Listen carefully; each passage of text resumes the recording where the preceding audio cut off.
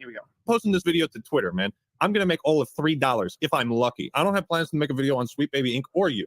So if that's what we're going to do, I'm at least going to share the DMs between me and the third party, which show. Okay, so I guess that's the point of posting this on Twitter and not YouTube, is that the point is that he wants to respond in a video fashion, like laying all this out, but he specifically is not wanting to put it on his YouTube channel. I think that, what is that? He's incentivized to do that because of what Az has done. I think that if Az hadn't phrased it exactly that way, I think that the Ackman would have put this up on his channel. I don't think this is like, I don't even know if he would have. This is also directed towards Az and the audience who's been telling him to apologize to Az, which is insane to me. Okay. Sure. Yeah. Like a certain V who had a whole video on that. Okay. There is definitely some circumstantial thing. A lot of people like V have been sort of arguing. I'm like, he did a video saying the Ackman should apologize to Az. Okay.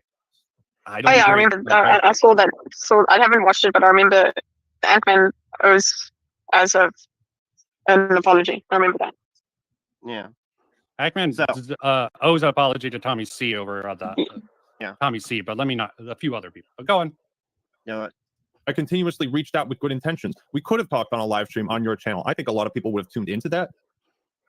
I think that, what is it? Without, so like I would want to hear. Farming? No, I think that depending on his behavior, right? I think that if this is all in, now I'm a little skeptical of Az. If this is all in Az's head, then I think that Ackman really has a point here. But if Az was seeing him behaving badly on Twitter, continuously calling out Az's behavior, then I think that even if he, the sentiment is the same, even if the claim of him being a content farmer is not accurate.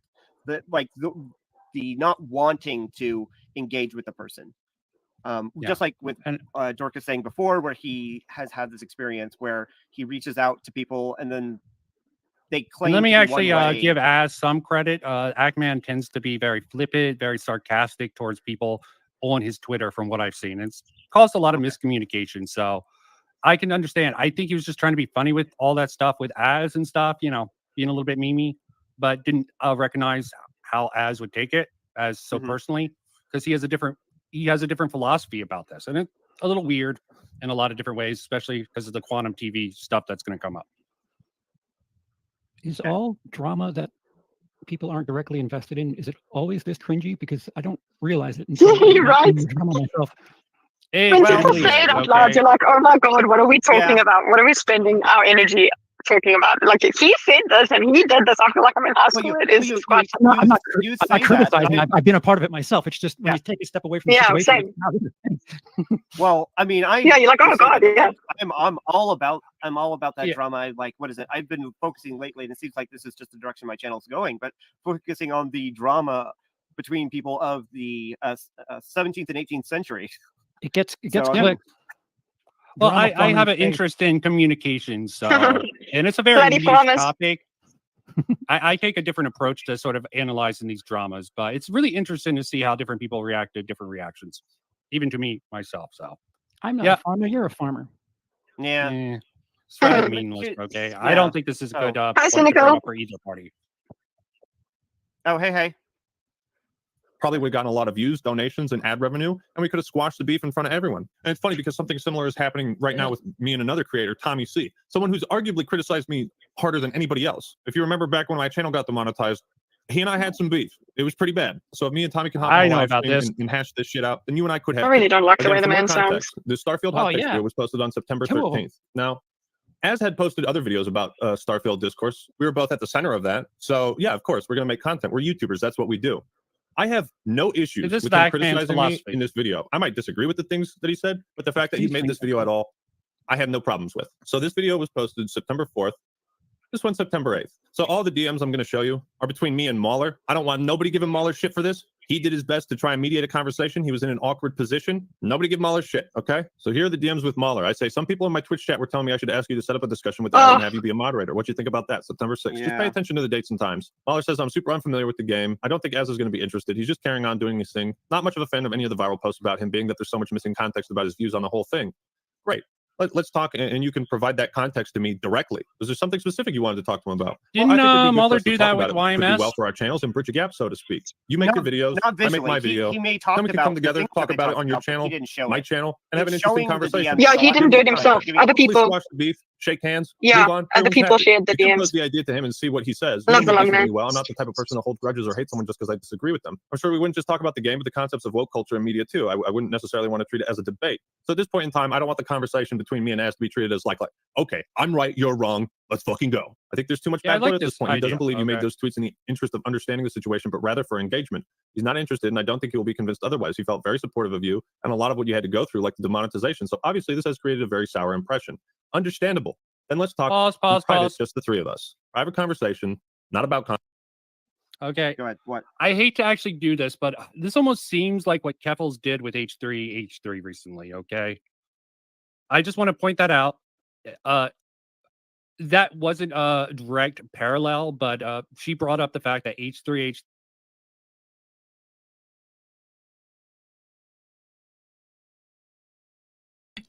Yeah, gotta disavow. Even the comparison probably sucks for this, okay?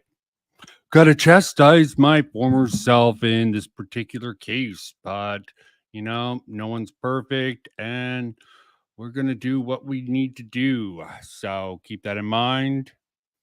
I disavow this. Not completely, because it's not fun to actually do that, but there is an element of poison in the well here that I will recognize. It just feels out of pocket, sort of observation, as I call it, that really leads nowhere in particular. Where they go through the DMs, review and too far here. Gonna set it up properly, and of course I'm gonna make my lovely little choices here. Gonna have this on the screen, bring up the context with the transcript, skip and go a little bit in. Getting a lot of traction, 3.4 million views, 52,000 upvotes. There was a lot of dogpiling because of this. Encouraging ideologues to shoot somebody. Wow. Yeah, always a good move. On the same day when somebody tried to defend me, oi, Hill versus Babyface is great, just a passionate person speaking his mind like many other creators out there. The response was, he's great at making people that criticize pronoun use look like a bunch of shit-eating cavemen. I'd love to see pronouns in every game moving forward for no other reason than spite and to watch this guy's world melt. The reason why I point you... Yeah, definitely an asshole-ish thing to bring up.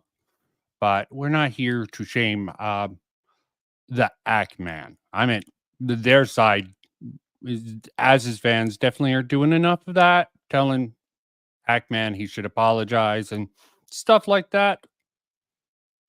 You back to these tweets is because context matters and it's going to be important later on. I put out a couple of videos, one on the 4th of September and another on the 8th of September about the whole Starfield situation, which did incorporate the tweets that the Ackman had made, but wasn't exclusively about it. It was a very big viral thing. So much so that I had mainstream media news reach out to me for interviews, which I declined. I didn't want to become a pawn for their ideology.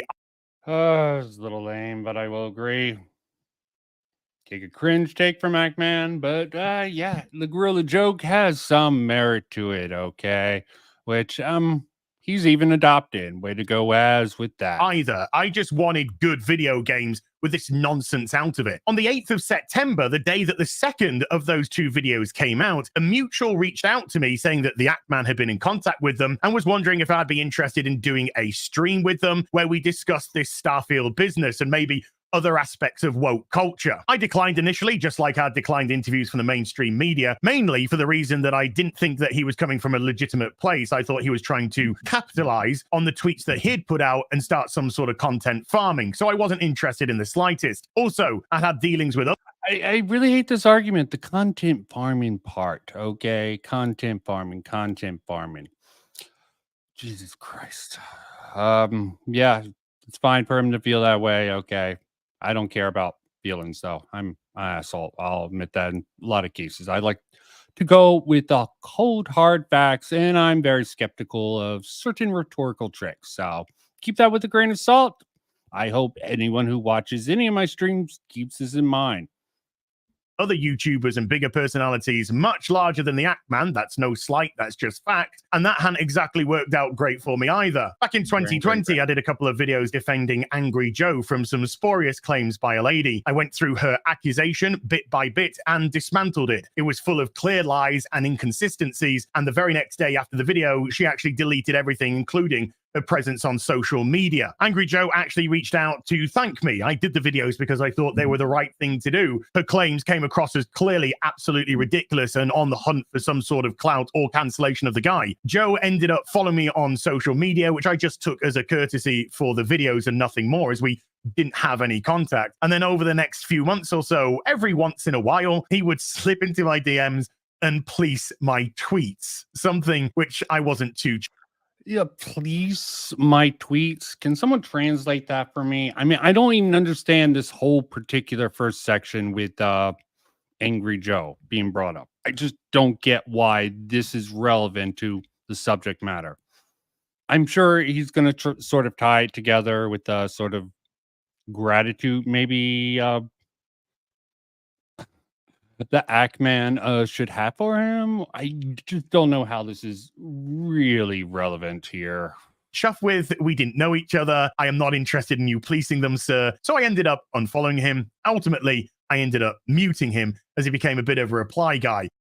I'm going to have to look at this word. Let me skip ahead to sort of where I want to go. Might as well actually. Then started to talk out of the other side of his mouth as well, calling us all kinds of racisms and all that business. You know, the typical thing. This is also what I really dislike about this particular video is he shows no receipts. Okay. Completely believable. Angry Joe would at least imply the racism as is sort of pointing out here, but legitimately, I like examples, you know, tangible examples. I don't like people just saying stuff and treating it as if it's fact. But you know what? I'm sort of a facts over feelings. Sometimes you have to actually acknowledge the feelings to understand the facts in some cases, but I think the facts come first. The objective truth over the sort of malleable rhetorical tricks that so many people use. Famously, a lot of leftists use it. Everyone does, okay? Right, left, even centrist, like my radical ass on the centrum spectrum. I try to mitigate that, try to be honest, try to keep myself accountable, but yeah, even I'll fall into the trap, especially when I'm trying to make a joke or some wordplay in some videos. That you expect. The same thing that I had expected beforehand with the Act Man, somebody coming at it without good faith. However, a compromise was actually reached, and we were going to have a conversation in private with the mutual acting as a go-between to make sure that both parties were coming at it from good faith, as we both had respect, at least I thought we did, for the mutual. That's going to come back later, folks. However, I was poorly... Yeah, he's just going to reiterate a lot of the stuff. There is going to be some skipping. Again, I'll link this video in chat. I am not trying to take him out of context, but you know, some people might claim I am. I'm just sort of going over some key points I saw and letting some observations along with some things I think with some proof thing that might be a little bit clunky in this process, but never mind. Sick at the time and wanted to recover before we had our conversation, and the Act Man told the mutual that he was actually going to be releasing a video which would feature me at some point regarding the Starfield business. Now, because the conversation was meant to be about clearing up misunderstandings and getting context for my rant, this video would obviously be painting me... Oh, this is very important. Keep this in mind. Misunderstandings and context for his rant. Now, because the conversation was meant to clear up misunderstandings and get the context for his rant. A lot of his video is based on that and he's making this video because he didn't get the context yet, is clearly taking him out of context. But keep this in mind. I would like examples of where that man took him out of context. Okay, simple as that. As I said, facts over feelings, over rhetorical tricks even. out of context. So when the mutual told me about the video, I saw this as the Ackman speaking out of both sides of his mouth. In one instance, he wanted to have a conversation to clear up misunderstanding and get context, but at the other side of his mouth, he was putting out a video which was clearly going to paint me out of context. I saw him as disingenuous, and I told the mutual, I'm no longer interested. A couple more attempts were made to see if I'd be interested. No, I wasn't interested in the slightest, and time moved on. 6 months later, and I wake up a couple of days ago to find my mentions kind of blowing up a little bit. Why? And I see this tweet from Memology 101. Hail Memology. Gotta give Az some credit. He at least acknowledges this video here. Okay, as the start. Keeps bringing it back to the gorilla-shaped man. Okay. Beautiful bean footage and stuff like that. Goes on. I really don't know why this video is as long as it is. So again, skipping ahead. This seems like a good point. Momental, in this case, coming to Sweet Baby Inc. moment, and what these consultancy firms are actually doing within the video game industry. Never mind what's going on in comics, TV, film, etc. We were pretty much done with that now. Well, a couple of parting gifts. Hope this doesn't come back to bite you in the ass. The chap that said he would like to see all of this ideology crammed into games purely to spite me. How the worm had turned. Yeah, it's a really bad sort of offhanded joke. Ackman's famous for it. Completely dumbass. Okay. His ass treating this like it's legitimately something the Ackman wants to see. I don't know. They can't really don't have the context for sort of this. So let's return to this tweet that I did, because Ackman actually decided to respond to it, saying, look, dude, I got the DMs that expose everything you said here as a lie.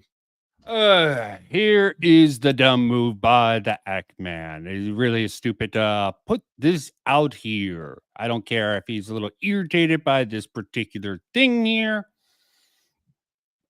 Az didn't lie in his little tweet.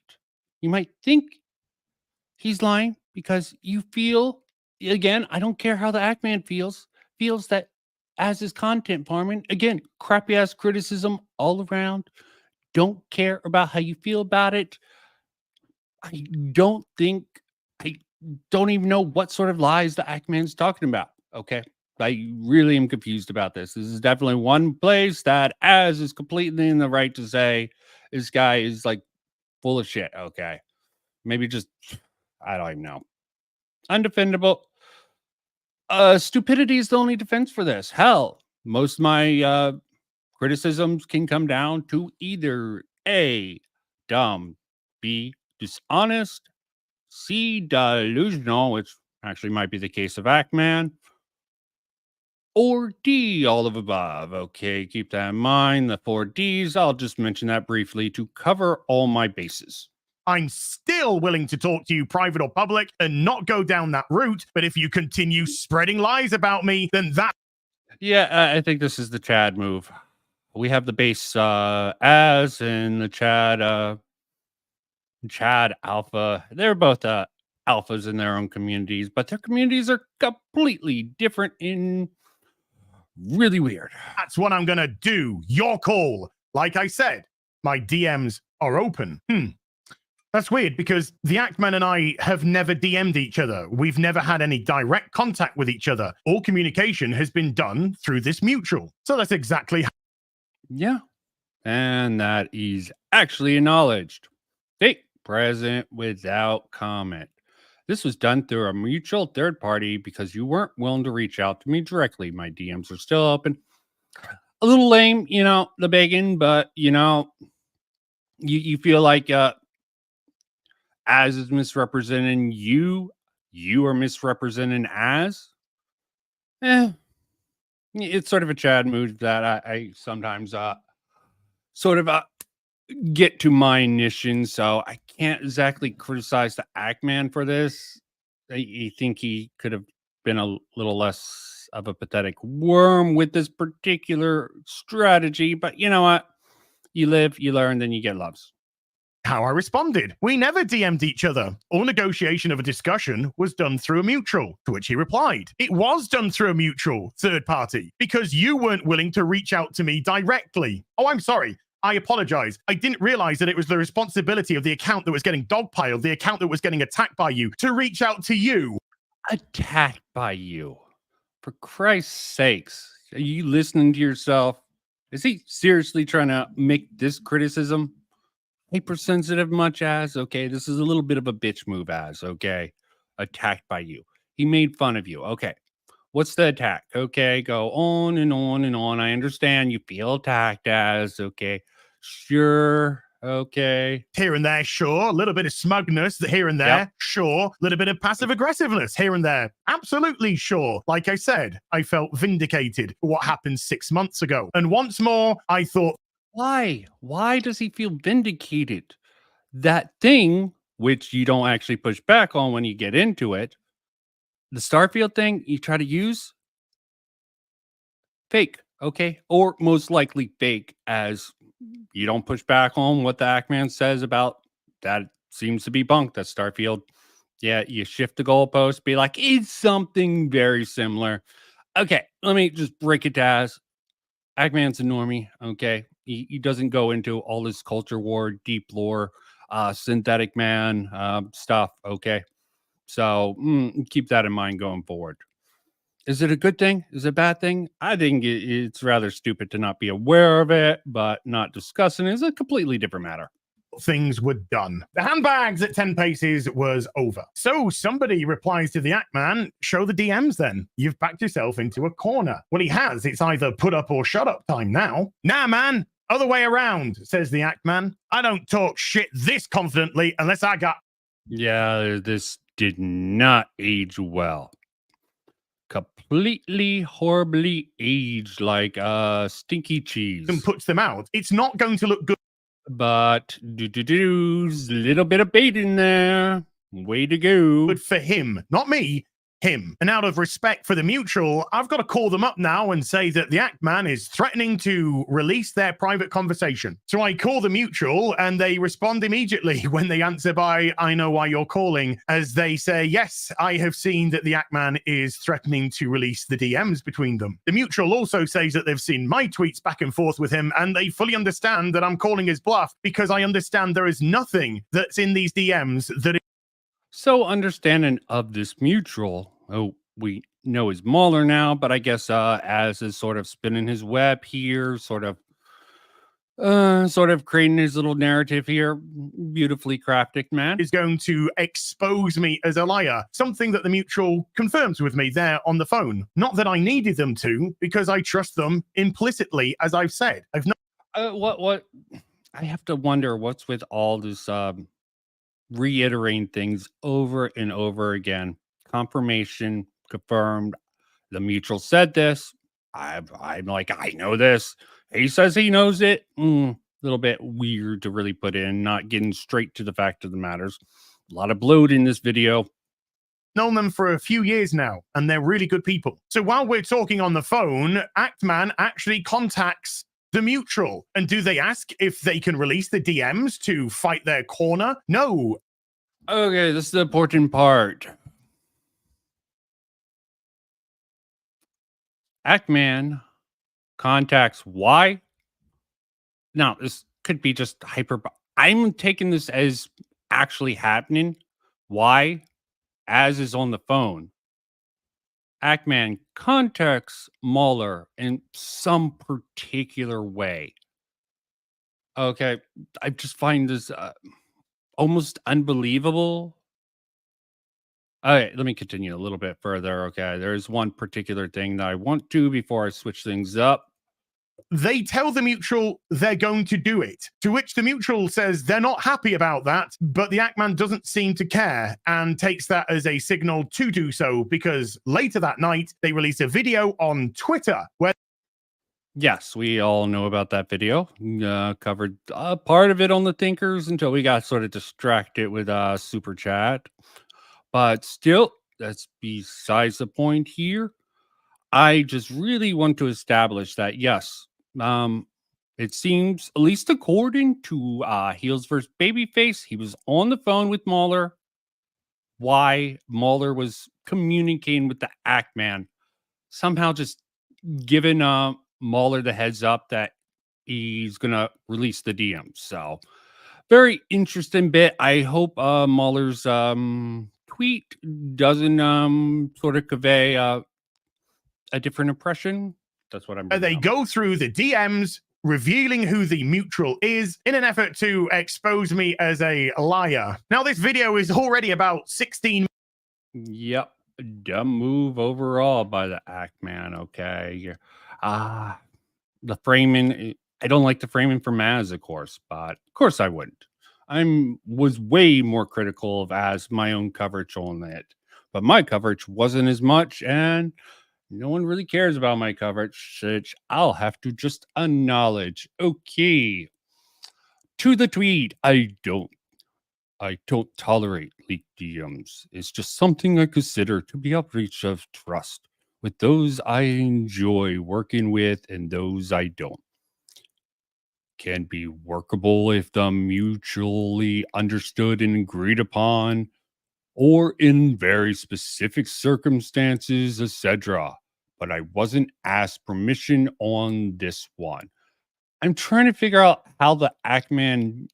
I just don't understand. You're not even going to get it out of the Ackman. I didn't even know that Mueller was contacted. And of course, I try to make connections and build stuff with folks. Always like making friends. Love it when enemies become friends. Love it when friends become friends of mine become friends with each other. Hate interpersonal drama.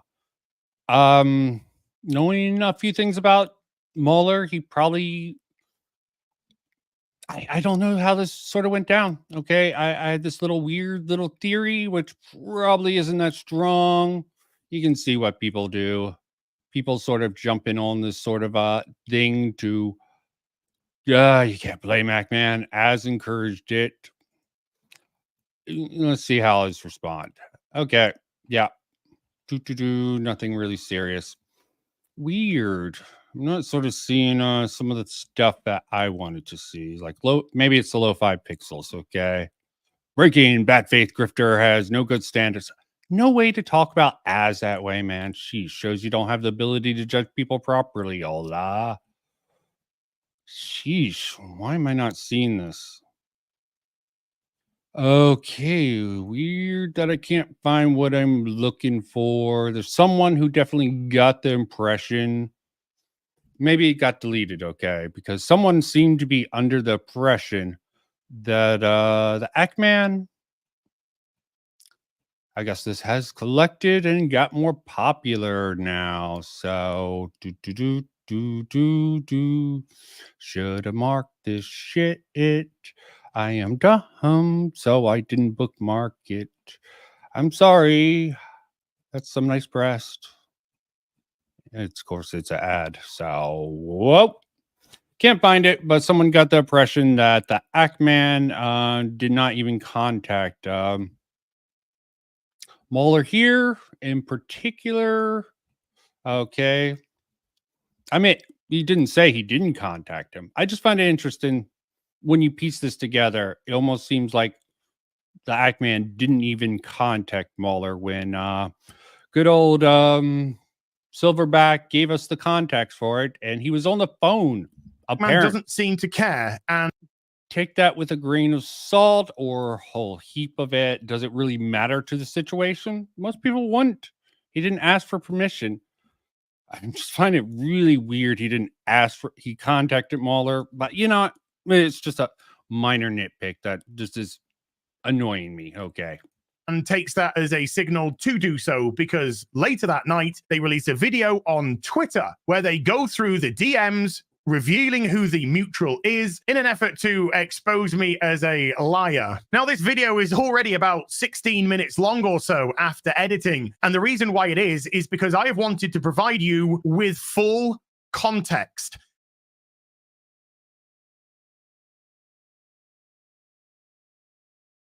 Everything that I have gone through is either the only thing that you don't know whether or not you can confirm or deny is the conversation I just had there with the mutual. But the mutual themselves are going to confirm that in a moment on Twitter, so I don't have to worry about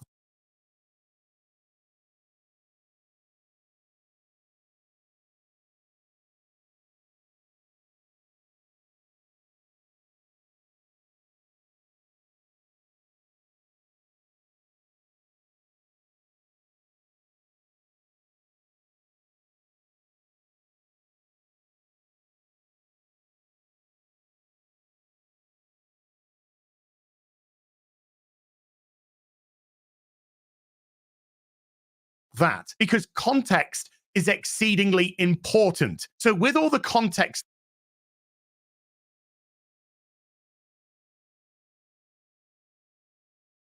in the loop on that, great. If not, long story short, I made a tweet about Sweet Baby Inc. looking into it, and it has reignited the discourse around Starfield. So let's start with this. This account made this tweet, how it started versus how it's going, you know, kind of clowning on me a little bit. And I'm like, I don't recall hearing about Sweet Baby Inc. when all that Starfield discourse was going down. So I've only learned of this company's existence in the last week or so. By the way, it turns out Starfield has no connection with Sweet Baby Inc. as far as we know. My offer to Az is still open. If you change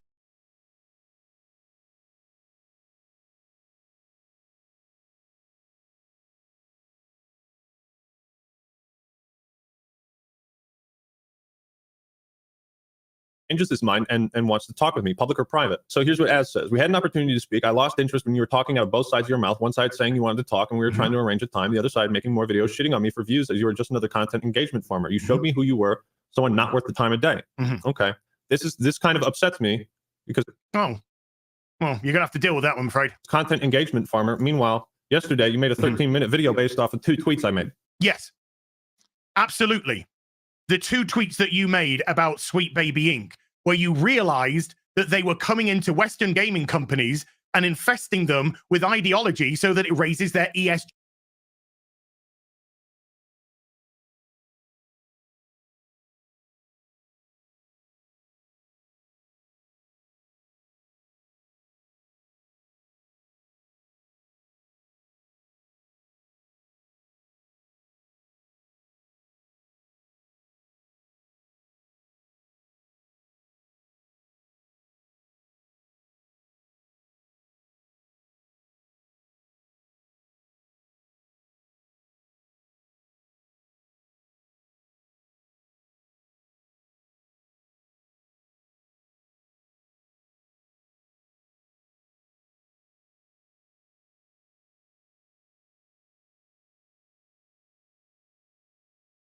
Scores so that they can get their nice favorable loans from BlackRock and Vanguard.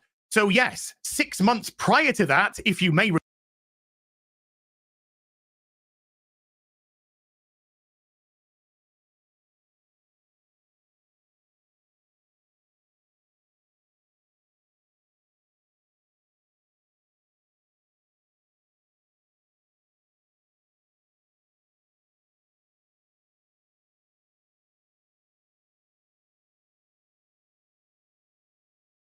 recall, you attacked me on Twitter very viciously with 2 tweets because I dared speak out against the pronouns, the gender ideology, as I called it, current day shit that was in Starfield. Now, Starfield, whether or not Sweet Baby Inc. was involved with them or not, is irrelevant. Whether or not another consultancy firm was involved with Starfield is irrelevant. Whether all their decisions were made in-house is irrelevant. What is relevant is that it is an infestation in the Western gaming industry. Also, I like the way that you blew past the first 2 tweets that you sent at me 6 months ago when it came to that rant. You see,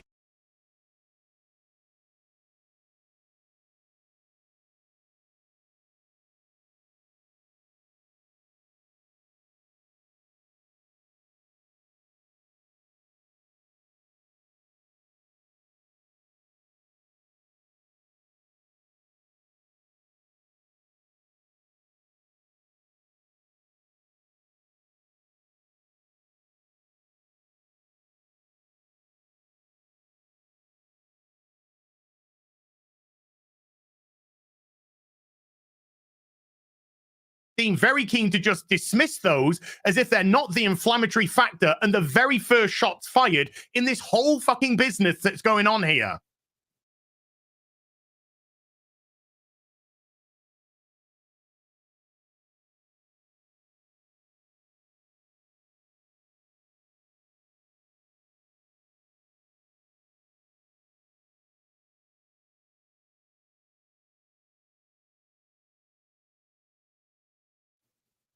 Who's farming? You say I'm content and engagement farming, but I made 1 video on the topic in which you were not the sole focus of it, and I didn't use your face or name in the title or thumbnail. Not much of a farm, is it? So look, man, you got your reasons for not wanting to talk to me after all this.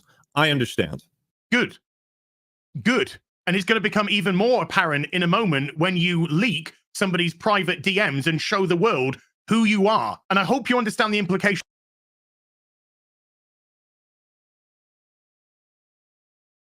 Oh, God, how long have I been mute? Shit. Okay, fuck up there. Reiterating stuff. I've probably been mute for way too long, bringing up different points. Okay, got distracted. Okay, let's go on with the show. That come with that. You're somebody never to be trusted. Never to be trusted. What I don't get is why you're continuing to fan the flames and farm me for content if that's what you're calling me out for doing. I'm posting this video to Twitter, man. I'm going to make all of $3 if I'm lucky. I don't have plans to make Yeah, I need to stop using the mute button so readily. Stupidity. a video on Sweet Baby Inc. or you. So if that's what we're going to do, I'm at least going to share the DMs between me and the third party, which show I continuously reached out with good intentions. We could have talked on a live stream on your channel. I think a lot of people would have tuned into that, probably would have gotten a lot of views, donations, and ad revenue, and we could have squashed the beef in front of everyone. And it's okay, you see, that's your perspective. You want to do the whole drama thing on YouTube and whatnot. That's not what I'm about. I talk about... I really hate how people say this is drama, okay? Learning to understand other people's perspective who have a different perspective than you is not necessarily drama, okay? When Mahler invited YMS on to explain his problems with YMS's coverage of Critical Drinker drama, maybe some people saw it as that, but is that legitimately what it was? I'm sure Mahler would see it differently. Maybe his audience did. Maybe some other outsiders. It's called communications. Video game companies. I talk about video games, TVs, movies. I leave this business to other people. Yeah. Hackman comes off as an ass, okay? Comes off as a smug, overly sarcastic prick. Will not deny that, okay? I mean, he definitely needs to do an optics check. He probably needs to have closer friends to sort of check him on some of the shit before he puts out shit like this. Because he definitely does one fuck up that Az takes a complete advantage of. It doesn't interest me in the slightest. And as you've already confirmed, you stand hold on. I leave this business to other people. It doesn't interest me in the slightest. And as you've already confirmed yourself, you understand why I don't want to talk to you. The reason why I'm fanning the flames is because of what happened 6 months ago and the realization that you've just come to. Do you not understand the irony here? Do you not No, he's clarifying it crystal clear, okay? Why you make... Okay, yeah, you got to harp on the man. Understand completely, utterly, blah, blah, blah, Bethesda, okay. He's going to try to connect the Starfield thing. I guess I should listen to this. 6 months ago, as already expressed, it doesn't matter if Sweet Baby Inc. had anything to do with Starfield. It doesn't matter if, you know, the whole thing that prompted this actually had anything to do with it. You know, this is just what kicked it off, Sweet Baby Inc. But it doesn't matter to Az. And Bethesda, they are one of many companies that are in the entertainment industry, be it games, Wizards of the Coast, or other such, that are here to ESG companies, that are here to adhere to the DIE rules to get them paid. That's what they're there for. And it's ruining entertainment. I thought that was to make games. And, you know, side tangent because of corporate interest sort of put them on that particular direction. But that's besides the point. You want to assume people just know this or even believe this particular perspective. But again, maybe discussions with people you disagree with or don't understand necessarily, you know, get out of your freaking echo chamber and talk to people or try to find the words to convince them, the evidence to convince them of normies like the Act Man would be actually very useful skill set. But no, it doesn't seem like you have any interest in that. And you got your reasons for it. Fair enough. I think Act Man's a smug little prick, and I might engage with him, but I'm of a certain perspective and don't really care about acting like a whiny little SJW and trying to act like the big man. Sorry, does not compatible. You cannot be the based critical theorist. Well, you can be critical theorist and act like this, but you can't exactly call yourself base or awesome or anything like that when you won't engage with people on the other side. Yes, you understanding now, you finally getting your context and people calling you out because of it. I felt that it absolutely... What context? No one explained. He stumbled into this, asked people like, oh, you should apologize to us. You just found, I don't know. Ackman didn't know anything about this. He stumbled into it. Okay. Now he might have actually did a freaking video on this, but obviously he's soured from everyone harping on him. Oh, apologize to us. And yeah, I like normal, like with Tommy C, which he popped up on the stream earlier today and really didn't say much. Okay. Yeah. Complete dumbass, normie, dumb shit. I almost wish I was a normie. Okay. But you know what? I technically agree with Az a little bit more, but I don't like the conspiratorial bent to him. You want to bring up facts about ESG, BlackRock. There's plenty out there right now. A few months ago, not so solid. Absolutely was necessary of a video and worthy of a video. Because believe it or not, 6 months ago, when all that shit was happening to me, precipitated by people like yourself, it wasn't the greatest of fun, and I had to deal with that. And to address another point. Oh, I'm so sorry, Yaz. I added to that harassment also by sort of calling you out for your bullshit and what I clearly saw as a prompted little statement that you took. Totally, completely hyper focusing on the pronouns, like you knew it was there when you went into the stream. You didn't even go into traits, but yeah, that's more circumstantial evidence. I can't prove it. It's not a fact. It was just very suspicious that, you know, a good gamer wouldn't actually go look at the traits before trying to finalize their character. Okay, maybe I'm not going to assume that he's thinks the same way as me. Okay. That's a flaw in logic. I mean, yes, you absolutely reached out multiple times with good intentions. No, I don't think so. And I think. Yeah, you can't say no. Okay. Tommy C had that whole thing. Totally pissed him off. They squashed the beef. They take things less seriously. They have a certain mindset that clearly isn't found on the ideology, the far extremes, as is right stream of the culture war or the left extreme. Okay, I'm glad that the rights, at least the right that as is, cares about, you know, some sort of ethics, like harping on the sort of leaking of the DMs. Really wish they would actually, at least like Imamame. I always fuck up the dude's name. The guy who's always going woke, woke, woke. Everything Eclipse Spate, every video with woke something or other. He just is intolerable, okay? Squash your beef, you go do that. As I've said, I don't want to talk to you. You have nothing I need to hear. As you've also said, you fully understand why I don't want to talk to you. Again, reiterating things over and over and over again. I'm always suspicious when people have to constantly harp on the same talking points. Rhetorically, great, effective, but there is also the illusionary truth effect, which I'm finding interesting. People are picking up. You say it enough, and people just will start believing it, no matter how much evidence or how little evidence you have. Power of rhetoric. No, baby. you skirted over that beginning bit very quickly, not showing them off at all. And I know that you're going to try and reframe it in this, that it's another way, but it's not. And I'm always going to bring you back to. Okay, you're always going to bring him back to it. Why don't I always bring you back to the fact that this whole thing started off of false information that's, by the time most people covered it, is easily verifiable, even by Sweet Baby Inc. detective.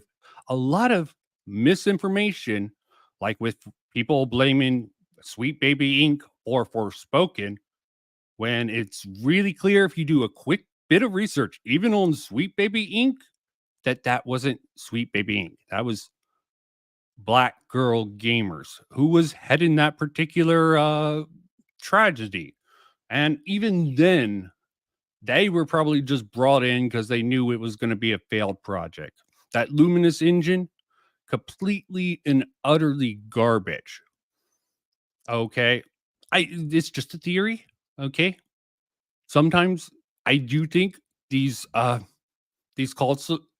consultation things will go in, like with Suicide Squad, Kill the Justice League. They're trying to deflect with that in the freaking Kotaku and not Poison the Well, sort of obfuscate how much. But the credits of Sweet Baby Inc., the 3 leadership, or at least 2 I can confirm, I think the other one, probably even more, have writing credits on that. I don't care how much they had to do with it and not. Just their handprint is all over that. You can say they had limited reach with other games like Alan Wake 2 or other things, but that one, you have dead to rights and how massively much of a shit thing, not just on story level. I haven't played it, but I've seen enough reviews with blind consumerism of that. The gameplay loop, all complete garbage. Take with a grain of salt. I go with a certain trusted source, which isn't any of these people. Not the Ackman, not anyone from Friday Night's Tights crew. Do it. Again, for more context, the Starfield hot takes video was posted on September 13th. Now, as had posted other videos about Starfield discourse, we were both at the center of that. So yeah, of course, we're going to make content. We're YouTubers. That's what we Oh, fuck off, Ackman. As was the center. He was the face boy for my pronouns. Okay. do. Absolutely agree with you. I have no issues with him criticizing me in this video. I might disagree with the things that he said, but the fact that he made best to try and mediate a conversation, he was in an awkward position. So the Ackman reveals that it's Mauler who was our intermediary. God bless the guy. And before we go any further, I'd like to show a couple of tweets off from Mauler. These tweets were put out today after the Ackman leaked his DMs last night. I don't tolerate leaked. It's sort of funny how he shows this, but again, every time he says Ackman mischaracterized, was clearly from just using this video, clearly his video was going to mischaracterize him and take him out of context because of the tweets. He's used those tweets as evidence. So sort of a bad maneuver. Even worse maneuver is actually falling into the language of these particular people. Doesn't matter what particular people they are. Okay. Language games is the mum word. This is why I pointed out I wasn't asked permission on this one. Okay. Technically, Mahler's is probably technically correct. Ackman hasn't really clarified this anymore. He took the L, said maybe he should have blurred out Mahler's name, kept it anonymous. I think he really should have just brought up. I think he should have kept it anonymous, but asked permission to see if he would come forward. So he could have, I asked for permission to sort of name the person in these things. They didn't give me permission, so I'm going to blur out the name. Of course, Ackman, not the smartest tool in the shed. Again, not defending him. I'm defending actual, solid criticism and getting away from the rhetorical stupidity of some people. You need to cut through the fucking fad of this. DMs. Just something I consider a breach of trust with those I enjoy working with and those I don't. Can be workable if it's mutually No, you don't have to ask permission now. It's just optically smart. So people can't harp on you as much as he's getting harped on. Again, it's fine. I have no issues with him leaking it, even with the name. But if you want to keep good relations, I don't blame Mueller if he wants to cut ties. Okay, he has certain standards he wants to uphold. And even if I think he definitely was sort of in cahoots, well, even by as is sort of accountant of this, definitely Mueller seems. But I would like to hear from Mueller, but we're not going to hear from Mueller because he doesn't like drama. He's all about friendships, hate interpersonal drama. And I don't blame him. He would be torn apart by it probably. Understood and agreed upon, or in very specific circumstances, etc. But I wasn't asked permission on this one. I like trying to make connections and build stuff with folks. Always like making friends. Love it when enemies become friends. The better of you here. I think you got frustrated that people were coming at you because of the irony, the lack of self-awareness, whatever you want to call it. No, I mean, I agree with the first part of that. Lack of self-awareness. No, it's more about lack of knowledge on this particular part. Well, maybe he's right. Maybe lack of self-awareness. Okay. not being careful enough with the wording of his videos, thinking he could just put out a quick Twitter video and it would be done. And I think it is done. I think he's just learned his lesson. Don't go head to head with Silverback, okay, if you're not going to meme him to death. Okay. Maybe you'll learn, maybe you won't. Okay. I don't have much hope for Ackman. A little more hope for Ackman than this conceited bit of an ass, which he'll probably admit to himself. Your take on Sweet Baby Inc. versus how you responded to me 6 months ago, but this ain't it, fella. Yeah. Nobody give Mahler shit, okay? So here are the DMs with Mahler. I say, some people in my Twitch chat were telling me I should ask you to set up a discussion with Az and have you be a moderator. Okay, I'm stopping it immediately there. It was Actman that got in contact. Post about him being that there's so much missing context about his views on the whole thing. Great. Views on the whole thing.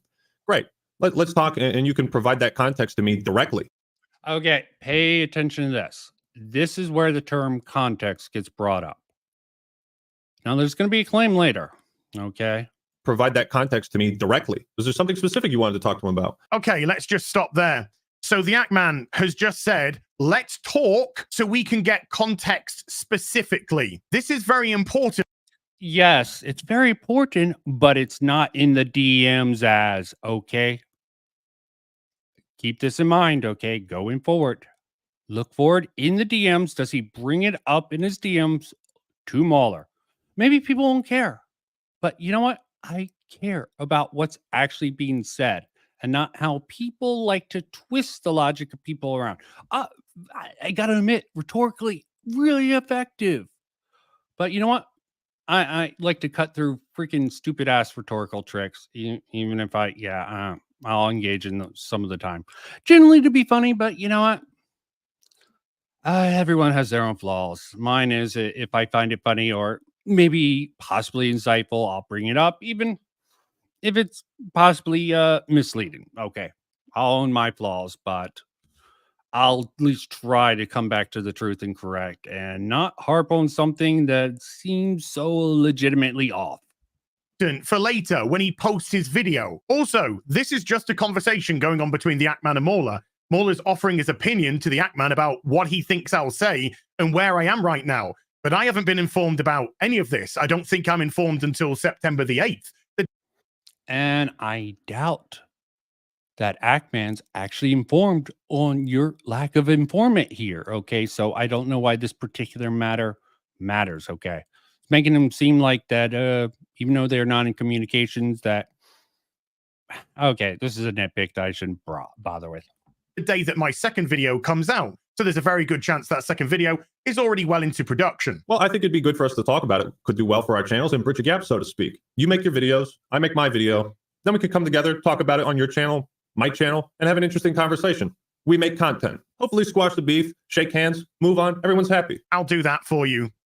That's you looking at it from your perspective. That's not how I deal with content. I make my content based on video games, TVs, movies. Okay, yeah. Fair enough. Az has a completely legitimate point here. I think it's a cowardly point, but from his perspective, fine. You don't want to actually deal with people you disagree with? Fine. I think it's a rather flawed way for someone who's trying to really change anything to not understand the other side. Decently well. I'm not the type of person to hold grudges or hate someone just because I disagree with them.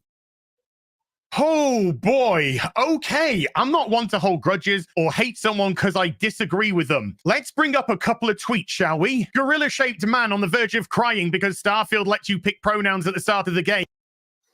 Yep. Joke. And he gives context for it later. Why are you being so disingenuous, Az? Okay, he brings it up. He thought you could take it. It's clearly a joke, over the top. And you know what I find very interesting?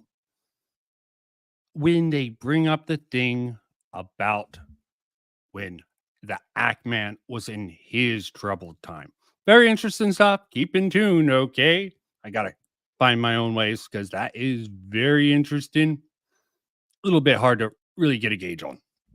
And then he's never brought up again. Somebody please shoot this guy. with a bear tranquilizer. He's going to attack someone. He's great at making people that criticize pronoun use look like a bunch of shit-eating cavemen. I'd love...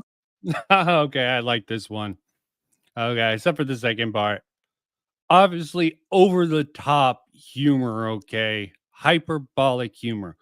Again, fair enough that Az does not read this correctly, except for the context later, which is actually explainable, but it's rather weird.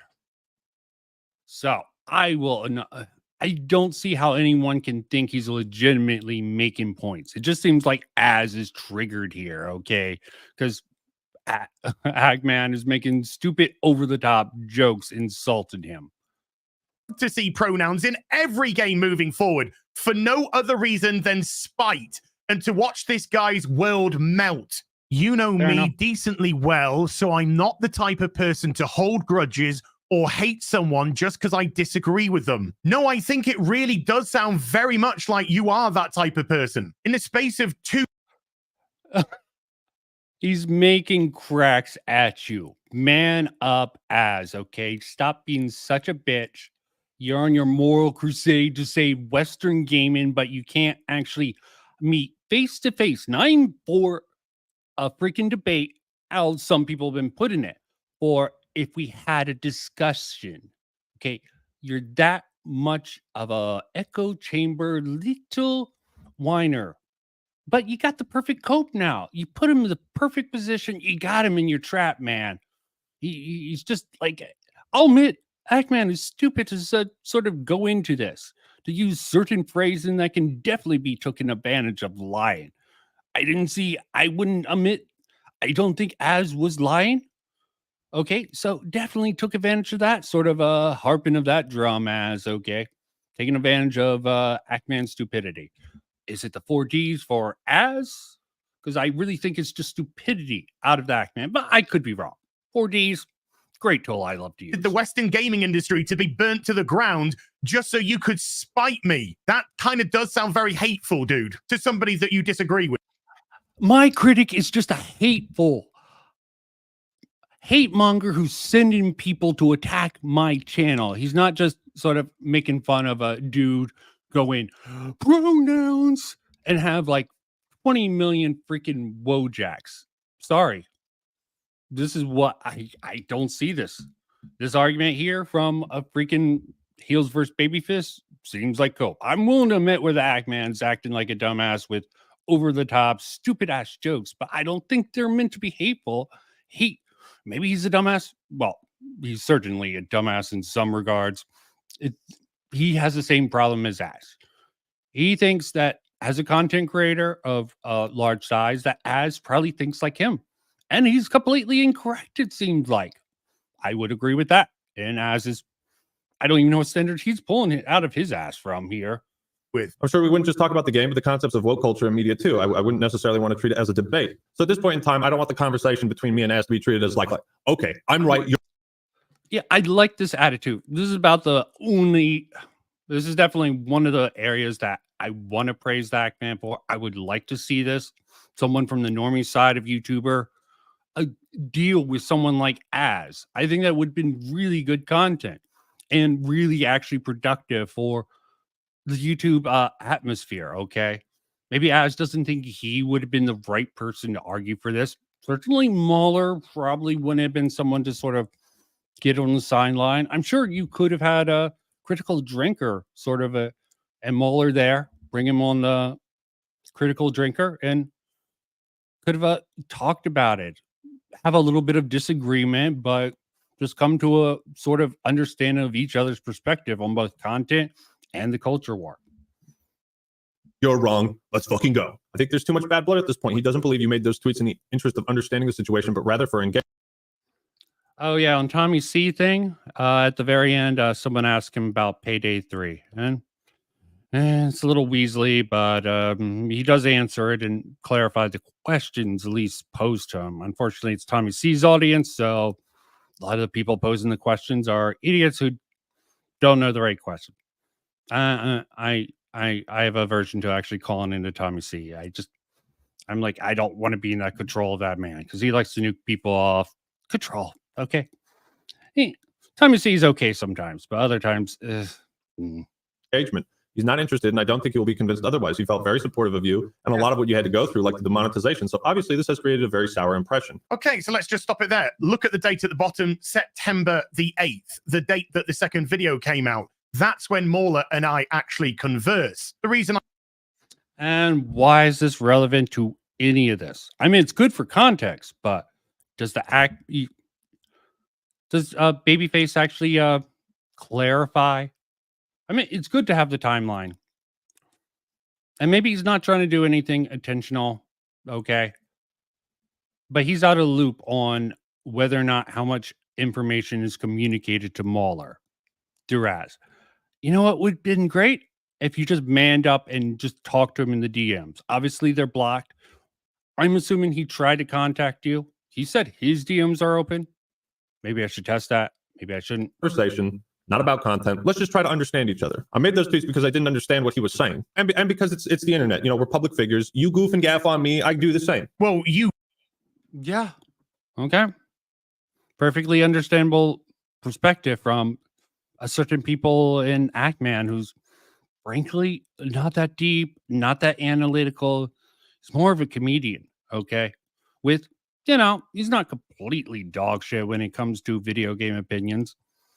Opinions will vary here and there over his takes, but some of it's more nitpicky, minor bullshit that people call him over, and sometimes, like with Payday 3, legitimate concerns, which he'll take the L on.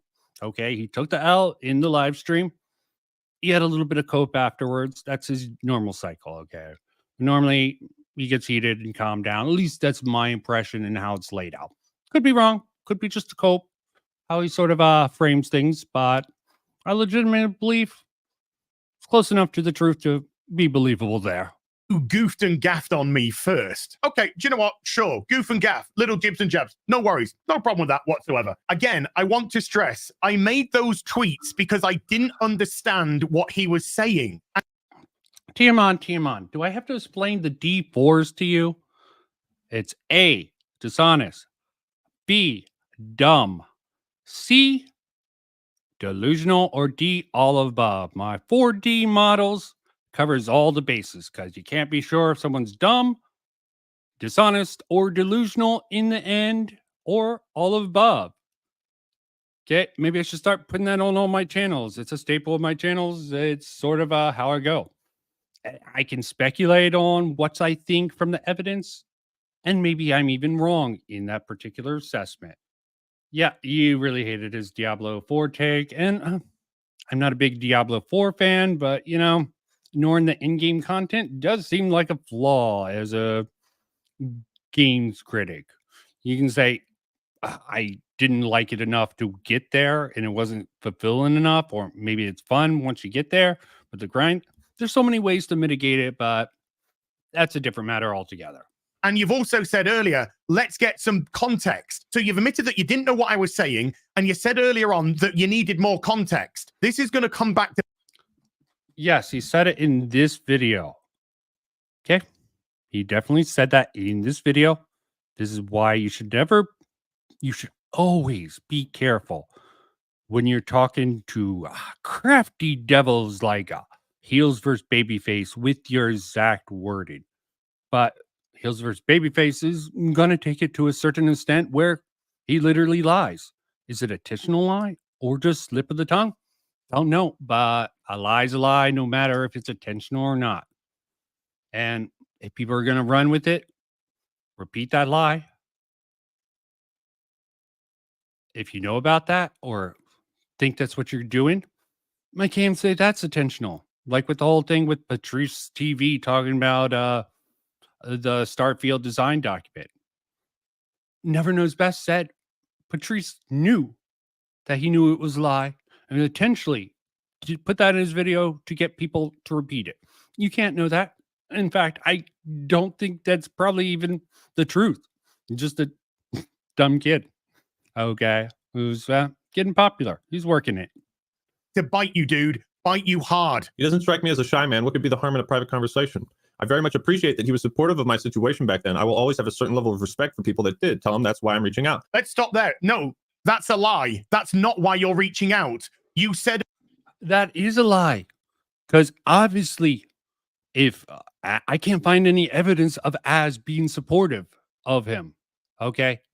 The only thing to actually make me think that is what Mahler is telling him in the DMs. He felt very supportive of you and a lot of what you've gone through, like the demonetization. I can't find any evidence of that. I would like to show that if he did or not. I just couldn't find it, okay? But given he doesn't know the details, because I don't even need to show this. You can look it up for himself. Why did the Ackman suffer from demonetization when that happened to him? Why did he get departnered? And he might have even came very close to getting banned or banned for a bit. It was very sketchy. He was very worried, if I'm remembering that correctly. That happened over a bad satirical joke about because he was mad about Quantum TV, calling his mom, freaked out, went on this whole Twitter rant, and made this really stupid joke that he thought was over the top and no one would take seriously, just like the tweets he made with Az, talking about this joke, oh, let's start a game, doxing the YouTube people, and instantly regretted it because that fucked him over and probably fucked over his growth. But he's had a decent growth, okay? That's the sort of person that Ackman is. He gets angry, doesn't think rational, and does some stupid, dumb jokes, and probably even does some stupid jokes right from the start. Yeah, okay, close enough. Yeah, it was clearly a joke. Everyone who looked at it in the context could tell it was the joke. Just like anyone who looks at what he said about Az initially would assume that it was a joke. And people taking these jokes seriously and treating it like he was being hateful. Yeah, at the beginning of the DMs, I'm reaching out because my Twitch chat told me to do so. That's just a blatant lie. Maul has said something about the thing that you went. I disavow Miss Sparkles. Not showing that on screen. That could be misinfo. I do not tolerate misinfo. Through the demonetization of your channel, and it's hit you. You've realized, oh yeah, I went through that whole thing, that I got my channel, my monetization taken away, and people came to rally and defend me or speak up about it. And now I'm actually. And did you do that Az? Okay. Mueller's just saying that you did. I can't find any evidence. I would like to think you did, but you don't know the details. Well, or at least you're ignoring the details of what got him demonetized. So maybe you just supported him out of hand, another creator, without getting into the details. I think that's flawed, okay? That's like support blue no matter who, okay? I hate that brain dead mentality to just support people without actually knowing what you're supporting. But that is sort of something about praxis. Oh, sorry, support. As a content creator, you gotta support the content creator no matter what, unless they're trying to deplatform someone else, then blah.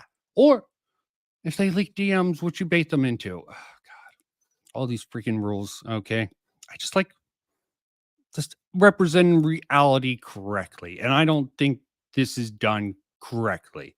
Okay, fair enough. He's playing the game.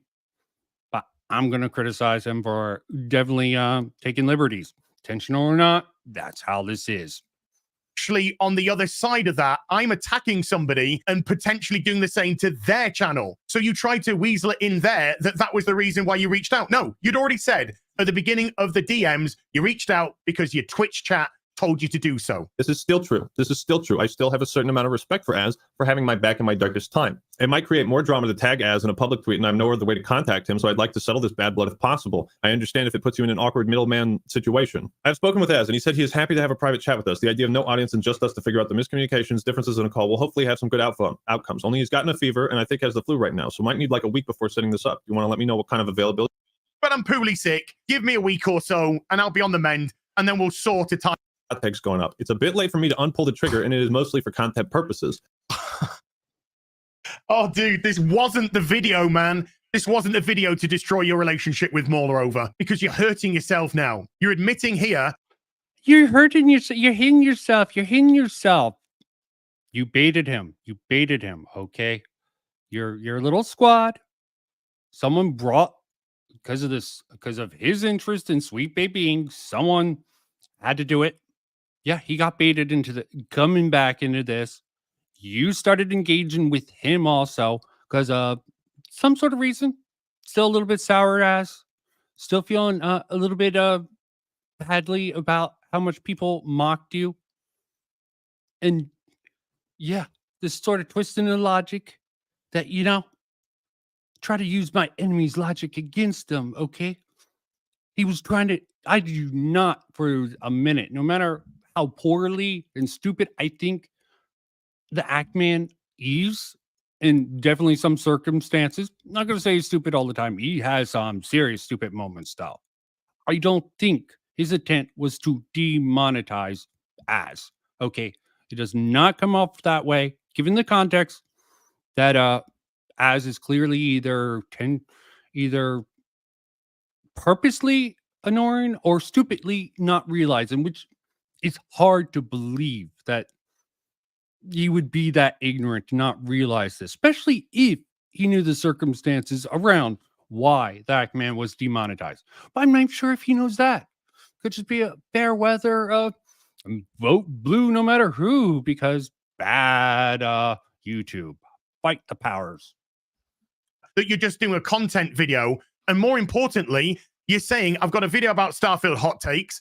I'm going to be in that video. There's going to be other people, but I'm going to be in that video. So you know that that video is going to misrepresent me because you yourself have said, I don't have the context and I didn't understand what he was going on about. There are ways that you can.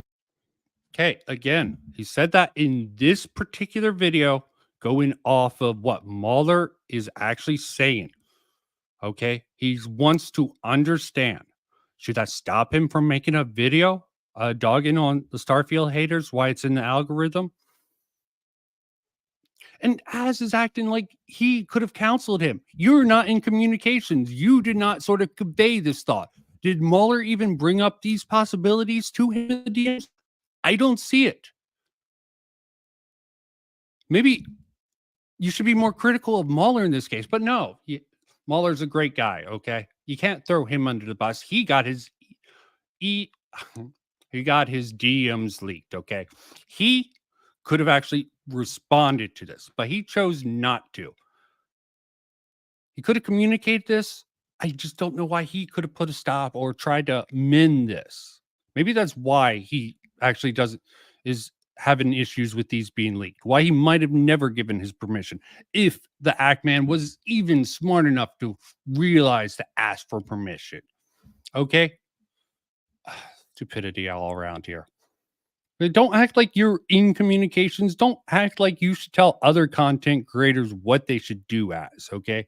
Legitimately, you have no place to do it, man, okay? You have no room to do it. Go about this if you so chose. You could have deleted the video. Look, I understand a lot of work goes into editing. I'm not asking you to delete a video. Oh, you could have deleted it. No, I'm not asking that. You got to love that little walk back, okay? Maybe it's meant to be comical. I think that he's just a sort of a covering his ass there.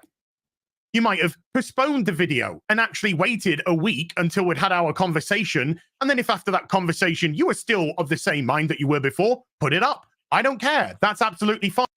No, it sounds so reasonable, okay? But,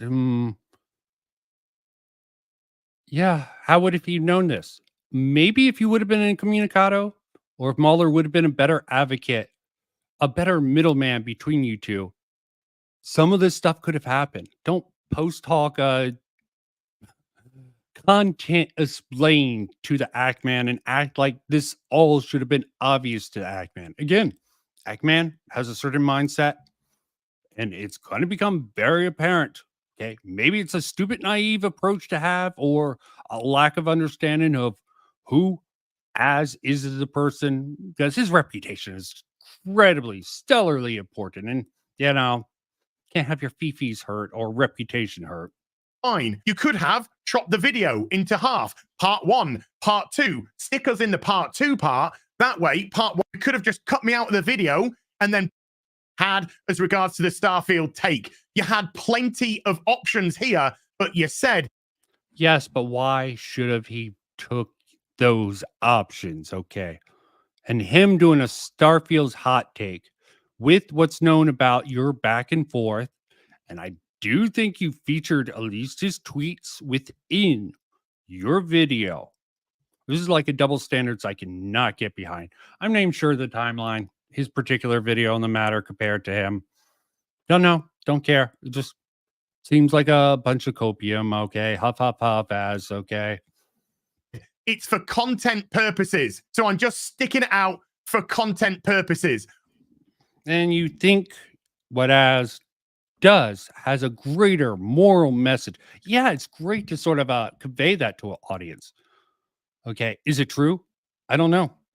Obviously, the truth is not really legitimate because he keeps on saying, using this sort of one line that's stupidly enough, the Hackman just goes along with the framing that Mahler put, which Az takes advantage of in this particular moment here. There's nothing in his DMs. He wants to understand him, and he thinks he can take the heat because he thinks, someone named Heels vs. Babyface isn't a baby for some reason. I think incredibly naive of Az and terribly uninformed. Maybe he just based it off of the fact he's friends with Mahler, but who the hell knows? I want to talk to him. I want to understand his perspective. I want to get the... Yeah, it's perfectly fine to have a combo, either privately, publicly, to understand. Why are you making... like he can't make the video?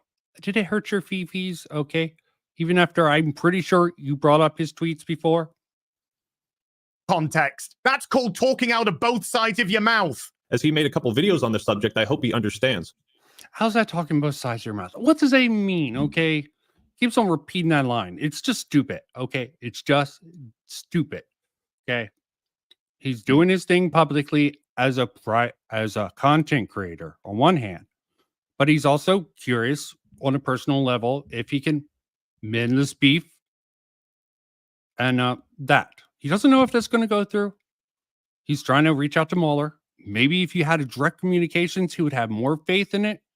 And maybe if Mahler did a better job of sort of advocating, which it does not seem like he did the greatest job of. Maybe I'm wrong. Maybe he has his own issues. I know Blackman's been on EFAP. He has contact with him. It just seemed weird that Mahler, from has his own mouth here, would sort of lay out that he was on the phone when the Ackman contacted him to tell him he was going to release the DMs that he had with the third party. It's just very strange stuff all around. There are more important things than our squabble disagreement on this subject. He stuck up for me in my darkest hour, so I want to make sure he knows he has an ally should his channel ever... Yeah, I don't know what side Mahler's on, okay? It just, from Az's framing, it seems like it's Mahler, but it Az, so of course he might think that, and it might not be true. Mahler could have been trying to be neutral and be an understanding, or he could have been on Az's side in this particular matter. I don't know. There's so many unknowns. I don't pretend to know. It just, from Az's own story, Mahler was on his side. If you're taking that as the word of God. Or face any unfair demonetization of videos, or God forbid his channel. I stuck up for you in your darkest hour. You are one of the facilitators of my darkest hour, if it was to be perceived that way. If it would be to perceive that way. This is just really pathetic, okay? You got clowned on, dude, okay? Get over it. This seems just like cope session. Seems like you found us time to strike. Someone baited Ackman, and you took advantage of it to sort of clown on him more because of the Sweet Baby Inc. You got more people on your side. Congrats, Az. You're probably going to get even more fans now. And Ackman, I don't think he's going to get anything off this. Maybe he will, maybe he won't. Hard to tell. Okay. Jeez, man. Absolutely unbelievable. Yes, I put a couple of videos out. You weren't just the subject of those videos. I went worldwide fucking viral. I had new... Congrats. I really need to have that Evangelion sort of clap scene at the end, okay? Really need to cut that for something like this, but I'm lazy, okay? News agencies, mainstream media wanting to talk to me. They seemed to hit a real chord in the culture war where people were seeing this stuff and getting sick of it. But you certainly feel... And a lot of people thought you were overreacting, okay? Dude, I love your framing, man. Yeah, there was a lot of people who were on your side, especially all your friends.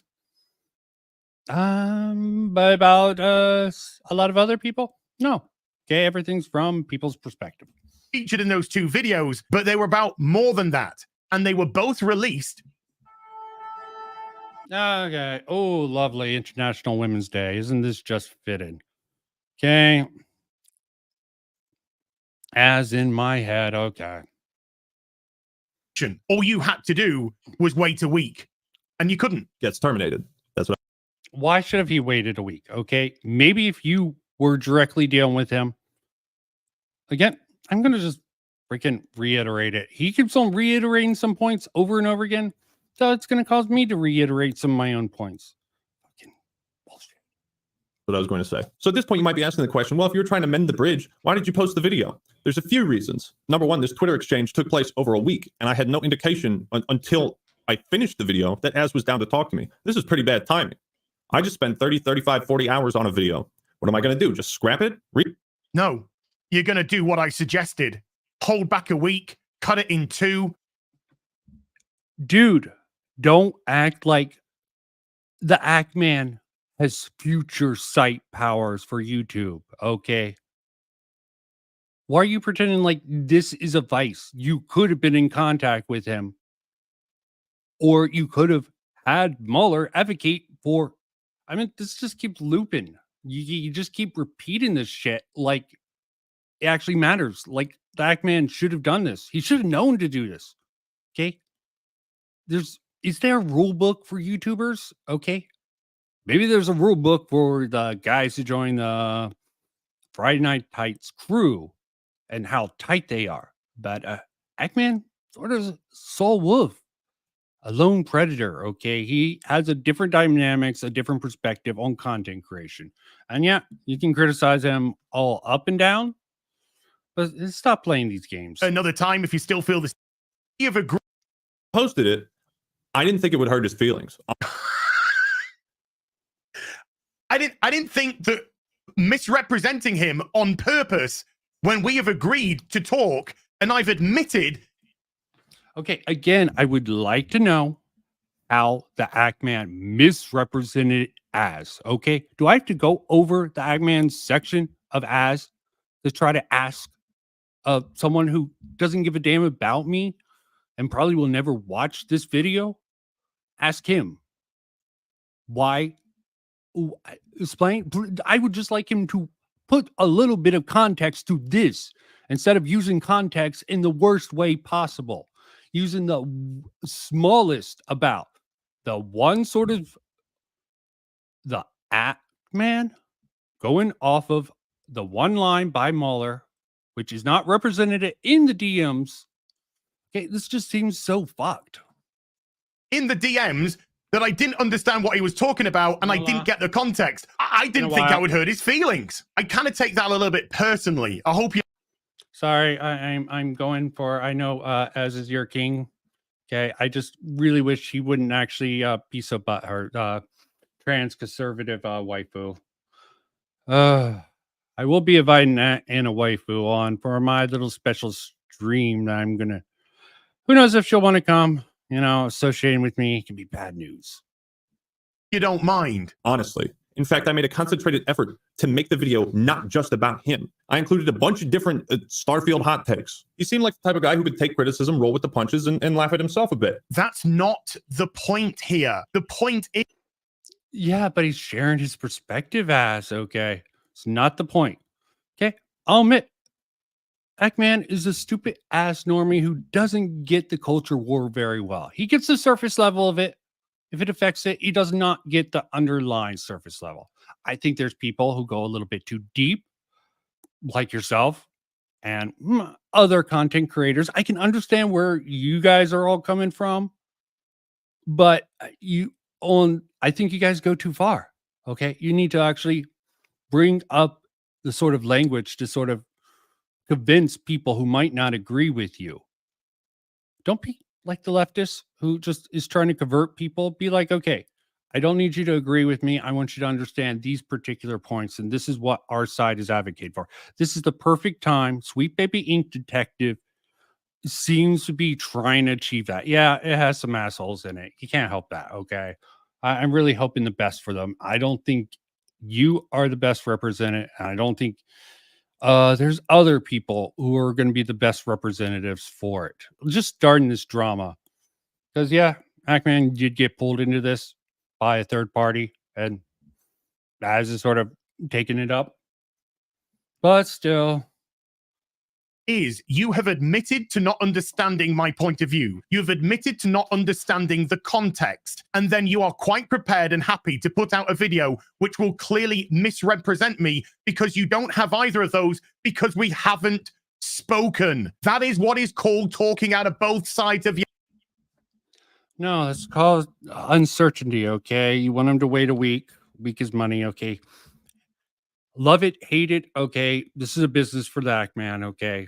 He's not very deep. He's more of a guy who does the comedic tricks of a YouTuber and doesn't look too deep. He's appealing to normies to a certain extent. A little bit safe edgy is what I consider that, man. But that's what she said. Horrible, horrible, horrible. But yeah. Your mouth. You say one thing and then you do another. I respected that. I'll be available until the 16th. I'll be leaving to go visit someone. As he made a couple videos on the subject, I hope he understands. We're content creators. It's not about videos. You make as many videos as you want. It's about what I just explained. We make videos. We're both involved. Yes, but you didn't talk to him as. How's he supposed to know this? And again, I feel like a broken record. Sorry, sheesh. Why am I even bothered? There's a certain point that I do want to in your highlight. video, or the way that you're going to represent me in the video is incorrect because you don't know my position and you don't know the context of it. You've admitted that in these very DMs. Here, in these very DMs, he admitted he wanted to understand your perspective. He wanted to. Okay, he does not. Back then, and even currently, I don't think he understands it. You're not explaining it to normies, edu-safe normies like the Act Man well enough. Fair enough, get the own man, but don't pretend like you're the bigger man here, okay? This is just a clusterfuck that's distracting, okay? Dividing the normies and more deeper in the die people who are really into it. Oh, I don't agree because they legitimately assume people have this knowledge. They know about all this. They don't. You got to explain this shit to them. You got to explain your perspective if you want people like the Hackman and his audience to understand. And you got to fight about. And have an open mind. There's people out there who freaking push back, try to act like normies, just tired of the culture war. They're tired of US. They're tired of all the people on the right. And they're also tired of the left, okay? But they don't know what to do. So they just accept a slop. They see you guys as saying woke, woke, woke. And yeah, they'll be like, okay, I can agree this thing. Suicide Squad, Justice League, yeah, horrible on every conceivable level. And Sweet Baby Ink tied to it. Yeah, fuck them, okay? This is your chance to push. But then you try to get a own on the Act Man here. This is downright pathetic as, okay? And yeah, maybe this wasn't by your design. You got baited into it by fans. People bringing this up as a point when he's inquiring about that. Maybe they could have, instead of saying apologize to Az, try to explain to him. Okay, but no. And it's not necessarily Az's fault. It's the freaking fan base of Az. That's sort of a bend the knee mindset. You don't think like us. How's that different than the leftists? Okay, you must apologize for not understanding our understanding of the world. That is downright pathetic. And I'm not going to put all of that on these anti-woke content creators. They should, if they want to reform and get normies on their side, they should advocate, culture it, be like, okay, I'm doing this. Like, even at some points, I think Synthetic Man brings up a good point. He will admit in one video, yeah, I'm just doing this to be edgy, trying to get myself out there, and he gets shit on for that moment of honesty. And people don't necessarily trust him. I understand that. But I don't see much of that from someone like Az. Okay, it's a little sad. No sense of self-reflection, no sense of self-worth. I expect the understanding that we can critique each other on videos and come together and actually talk to each other like real people. You can critique me all you want. You have said that you don't understand where I'm coming from and you don't understand the context of it. And therefore, the conversation that he just keeps on harping on this freaking point. It's his life raft. It's his defense. It's his cross. Okay, it's like he's not engaging with any points. And really, as dumb, as much as I want to shit on that man, I truly do. He does some epically stupid stuff. Context. Okay, let's loop back around. 31 times in this video. Misrepresent. I'm just going to type that. There can be spelling errors. Not as much. Misrepresent. There can also be variations, spellings. Misrepresent. It's just pop take here. issue with engagement farmer. I'm just getting sick of this. But he admitted in the DMs that he was going to throw out a video that misrepresented me purely for content. His own words. He showed me. He did not say that. Again, he did not say that. Stop putting words in the dumb man, act man's mouth, okay? You don't know where that's mouth's been. Probably dirty, okay? Who you are. Somebody not worth the time of day. Correct. So that is why. Correct. Okay, who's correct here? And why are you right? Because you're a critical base theorist, okay?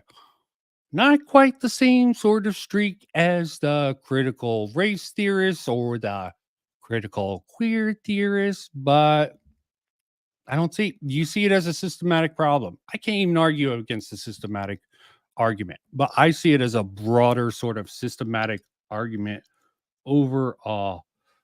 Sorry, missed the goodbye. I hope she enjoyed her limited time here.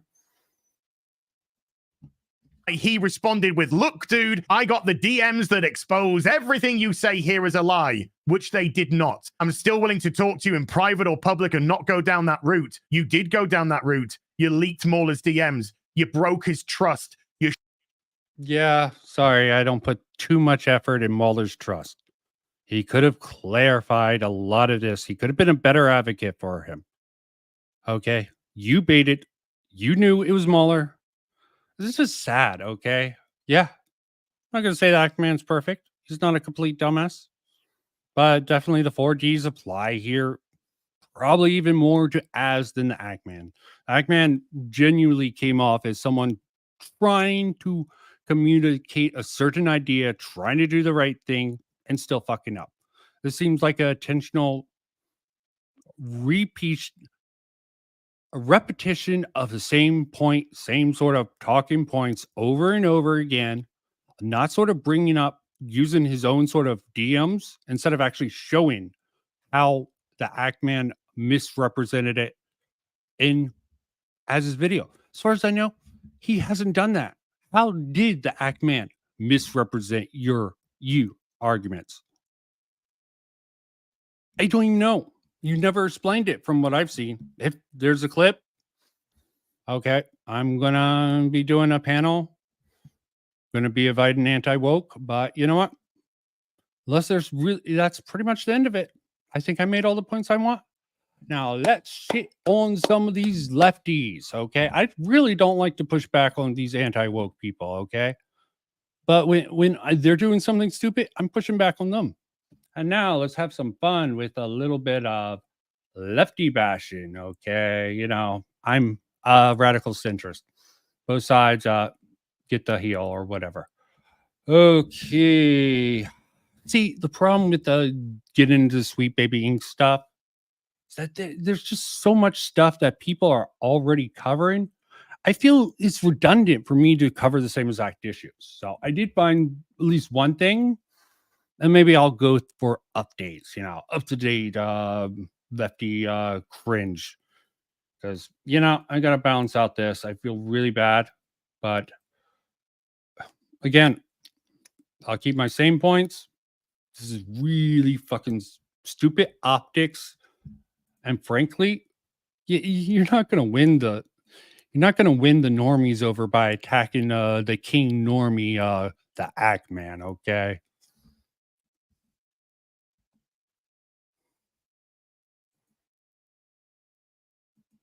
Ackman line. Yeah, I went over what I went over. Everyone lies. Okay, they all have their narrative. Yeah, I'll agree. Ackman was stupid. His lies come off more stupidity. Why the lies of Az come off probably more as ignorance and just pride. Ultimately, I agree with the Ackman sort of idea that the discussion to understand between a normie like the Ackman and someone like Az would have been really helpful to sort of bridge the two camps. Okay. Frankly, I think Mahler would be good at. There's a lot of people would be good at that. Critical Drinker would be great at sort of.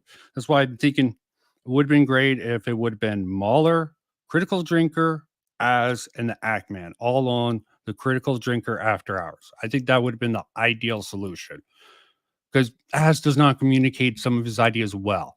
So between Mahler and Critical Drinker, he could have communicated that very well. So let's get into some of this cringe. And did I get the right particular thing? Because other consulting groups are coming out. Okay. And yeah, a lot of people are talking about the really one, the Zoe Quinn, the Night at the Woods guy, brought up on the Thinker stream earlier. If you want to know about that, plenty of people are talking about it. And I might be looking at the wrong one here. I got a whole bunch of links. Let's look. Narrative design, writers, world building, game designs. We can craft your story. This might be completely wrong one. This actually seems like one of the better ones. Shit. I was looking through, what was it called? I was looking through the credits, trying to find some stuff here and there.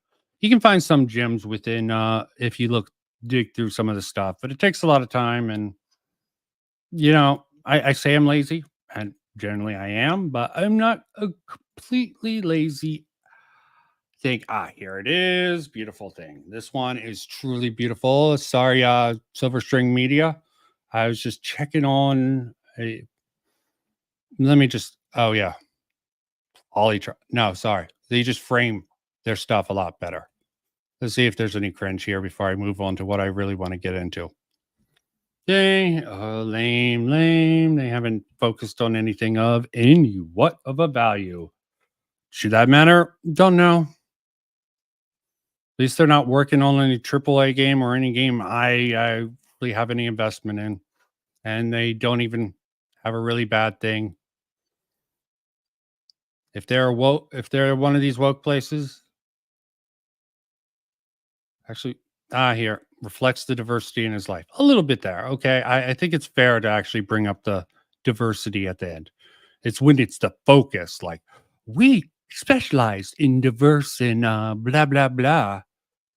That stuff is cringe, straight up camp. If you want to say at the very end, reflect the diversity in his life and community, that's fine. Diversity can mean anything. Diversity is diverse.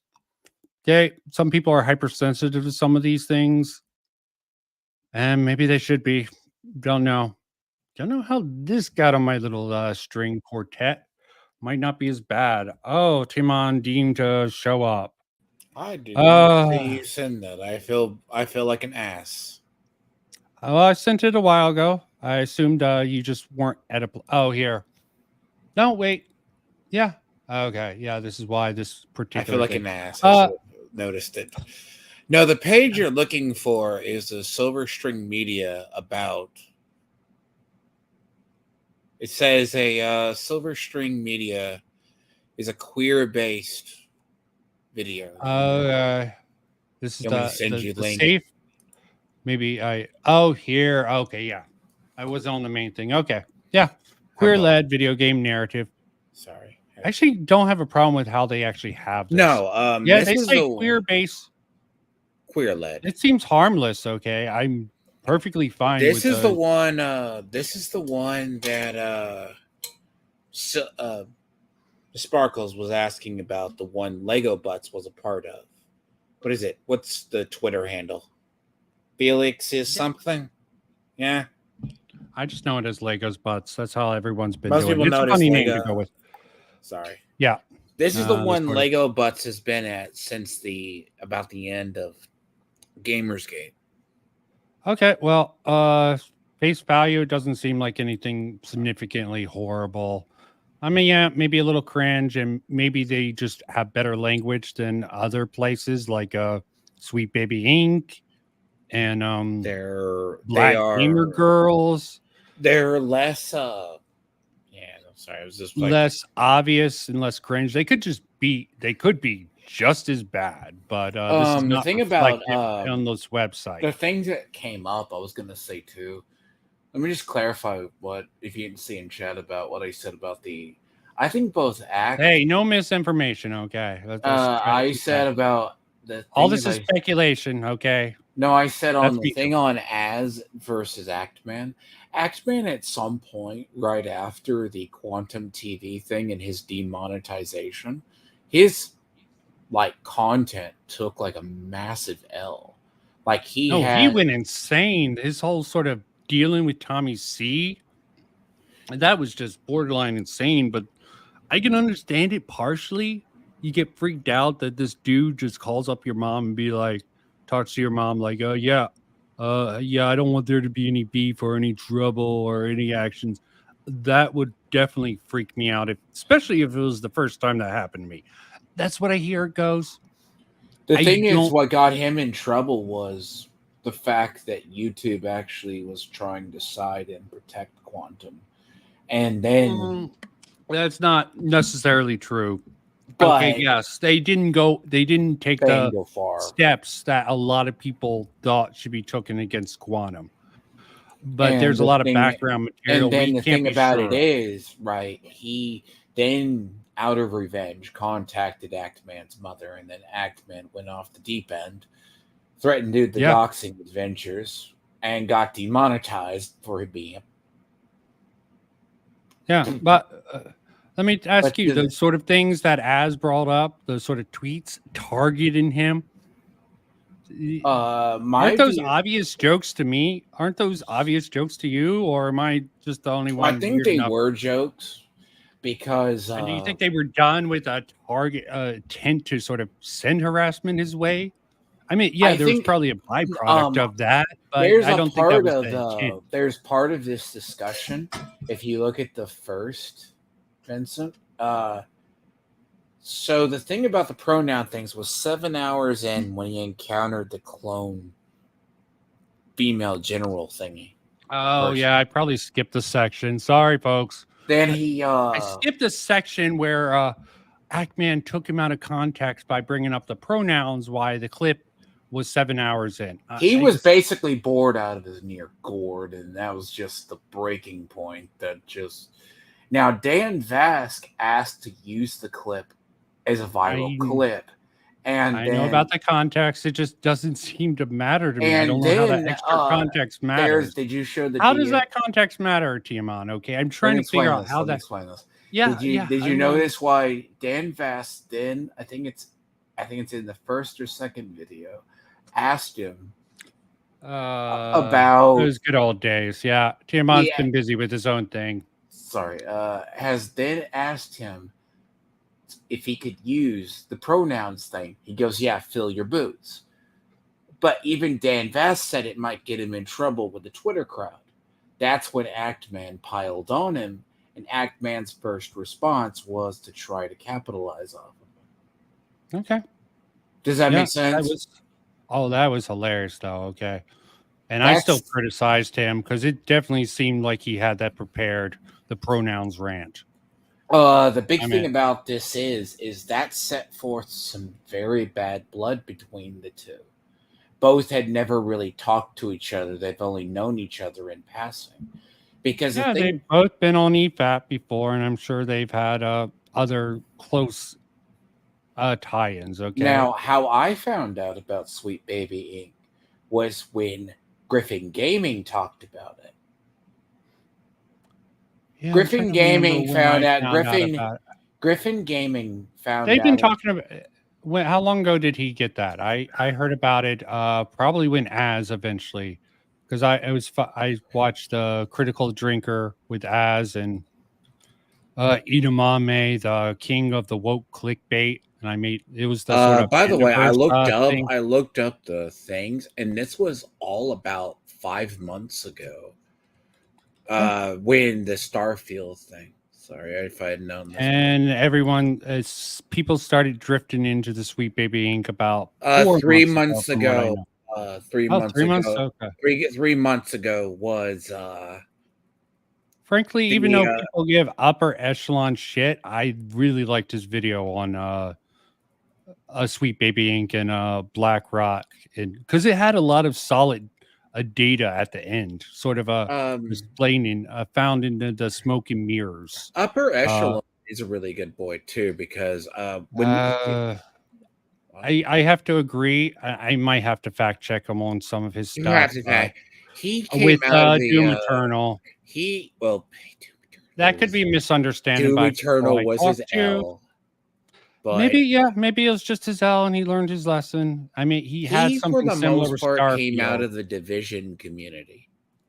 He delves in journalism, and he had the big thing on scams. Yeah, sometimes I keep up with his current content. I would rather him do more video game, but I understand what he does is important. But that woke video was extremely solid. Okay, he went over Sweet Baby Inc. Sort of some of the stuff in a very matter of fact about a month ago, and then got into ESG, which hell, I was talking to you about looking into that like months ago, but I just couldn't follow any solid leads. But there's plenty now. There is lots of stuff. I'm glad. Okay. So the thing about the silver, the thing about the silver. So you're talking about the silver.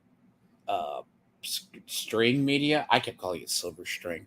It's because Mudahar and everything, they've been talking about it. Actman hadn't made a video, and I was like, why hasn't Actman made a video? I'm like, okay, this is weird. Then I look at his channel. He's been playing Red Dead Redemption 2 and doing Helldivers content. So he kind of maybe didn't get involved. But you know what's funny? Helldivers 2, I think on IMDb still sports that last time I checked, still sports that credit from Sweet Baby Inc. I sort of doubt they had any involvement. That game is okay. No, the thing about it is, like, it's just weird how selective people were with using the. They ignored Gotham Knights too, because. Oh, that seems stupid. Also, Gotham Knights. There's only a couple of cringe parts in it. It just wanted to be an Arkham game that wasn't an Arkham game. Well, that is probably where Sweet Baby Inc. sort of grabbed the attention, be like, "Oh, Arkham Knights didn't do as well. We have this team. Let's get more help for the next project, for the next generation." What was the other? Now, what was the other? Because what's funny is I saw actually not the meme. It's like apparently Arkham Asylum had like 2 writers. City had 5. Something like that. Then it's like towards the end. I have to find that meme. Somebody posted it. But it showed how many writers were by the time on the game. But okay, to the point. I think we got through this. Anything last? I didn't really want to focus on Silver String Media. I just pulled it up. No, it's the big one. It's right now. It's been where Lego Butts has been. Okay, and that's where as I said, they haven't done anything of real significance. They haven't infiltrated into any games I care about, so it's fine. Leave the queer to the queer spaces, okay? Black Gamer Girls. I found a tweet where they actually retweeted the Act Man talking about Sweet Baby.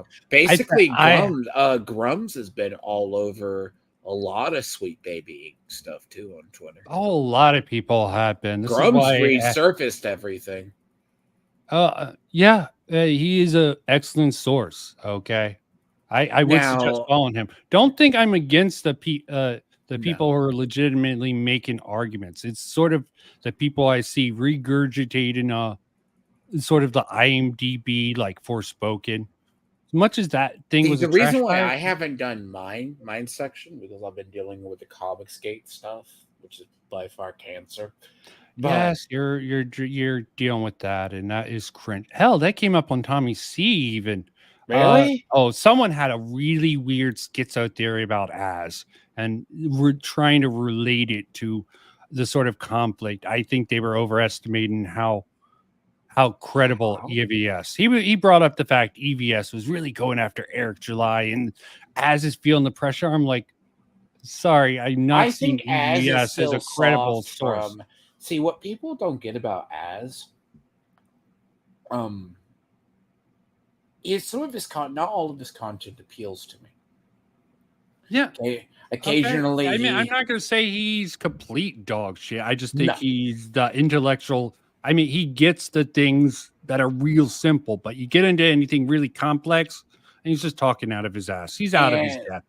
You see him in discussion. He's not the Geeks and Gamers like type that's the pure editorial. He'll cover stuff or he'll hate cover media.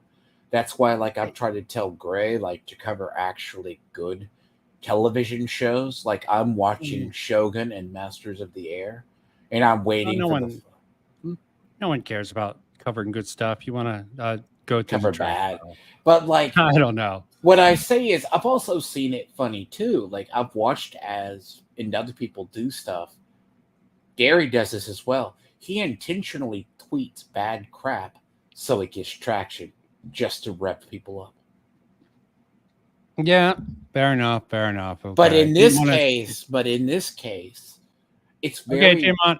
Yes. We'll get into the whole Twitter takes. I want to make fun of this for a bit. It's not going to take long. This is the one that I found. Are you going to talk about the Polygon article with?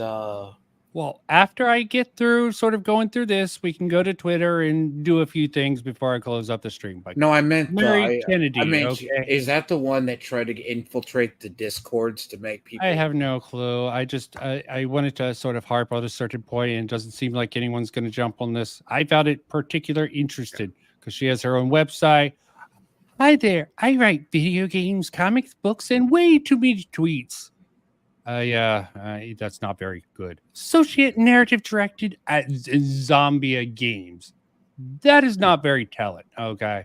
Sheesh. What is that? I teach narrative design at Indiana University. Before I worked in games full time, I studied game design at New York University, blah, blah, blah. I was award-winning journalist, byline, blah, blah, blah. Oh, Salon, Kotaku. You gotta love that. Including Chicago, blah blah. When I'm not reading, fussing, blah blah blah. She's probably not even the worst. Okay. Oh God. Okay. Did you video games? Associate narrative directing for the upcoming PlayStation. Yeah, this is how I got onto her. Probably Wolverine. The Wolverine thing. Yeah, I don't think there's much hope for that game. Sorry, guys. I don't know. That's a game. Writer for Blade, Marvel, apparently. Spider-Man coming out too. Miles Morales. Yeah. Walking Dead. Final season. Supposedly that went to shit real quick. Are you talking about that's a Telltale game, right? I didn't actually play Dying Light 2. I don't know if I want to now. Writer and narrative director for Dying Light 2. I haven't really heard the first one. I haven't really heard. I've heard it's okay. It's not my type of game. She doesn't seem totally woke, but who knows? Who knows indeed. Okay, writer for indie game. I don't care. Contributed writing, Ratchet and Clank, Batman. Then a lot of. I think I have not played the Telltales. Oh, I just to stay away from them. Okay, I mean, I hear the original Tales of the Borderlands is good. I've seen people play through it. Like I Batman tried- Enemy Within's supposed to be good. Okay, contributed additional writing. Okay, here's where it's really interesting, but I'll get to that later in the full section. Okay, awards and distinctions for 30 under 30 in game 2020. All blah blah blah. Oh look. The BAFTA. award breakthrough. Yeah, they have the whole checklist for this for Miles Morales. Who would have ever guessed? Gaming awards. And look, when did she turn woke properly and start getting these awards? 2020. What happened then? I'm finding this funny. TDS. Huh? TDS. I'm talking about the same thing as Sweet Baby Inc. They started really get into the limelight during the George Floyd Black Lives Matter. Floyd, yeah, that era, but also the feminist frequency was beginning to fall apart too. Yeah. Okay, I don't know how the woman, maybe she worked it. She definitely seems to have some talent. She probably has a little bit of talent, but Are you going through the page of the big ones? Like, here's what I wanted to get into. I have no problem with this. This is, I think this might be a little bit sus. Young adult nonfiction. I just don't trust it. It's a picture book. They're really all well, maybe they're decent representations. These are historical, I guess, people. So can't say turn them ugly if they were ugly in the first place. But yeah, Uncharted game. Going over the women, Centipede, Halo. Okay, I'm fine with women's in the industry. There's plenty of female manga artists who are pretty good, from what I know. This one is really interesting. Star Wars: Return of the Jedi from a certain point of view. Please, God, no. From the Ewoks' point of view. Ewoks' Quest for Quiet Day. God. You know what that film has interesting? Because they wanted Wookiees. Then they went with Ewoks. It was... Do you know that? Okay, possibly Miss Sparkle. I'm going to send the invite. Sure. To Miss Sparkle. You're good. He's always welcome. Do you know the controversy around that? They were going to go... I remember in Storage Wars, they found a jacket. He didn't think it was real. Revenge of the Jedi. They were going to go with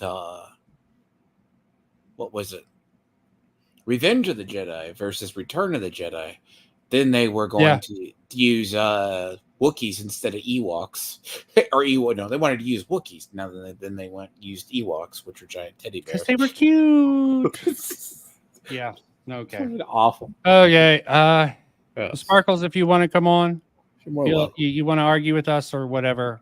Shoot the shit. Yes. Come on in. This sounds like a scary. This sounds like a scary book, though. For real. Oh, I want to bring up that this is a sort of brain rot that is in, well, at least was in the literary field that Gray brought up during the Thinker stream. People underestimate how bad. Hell, John.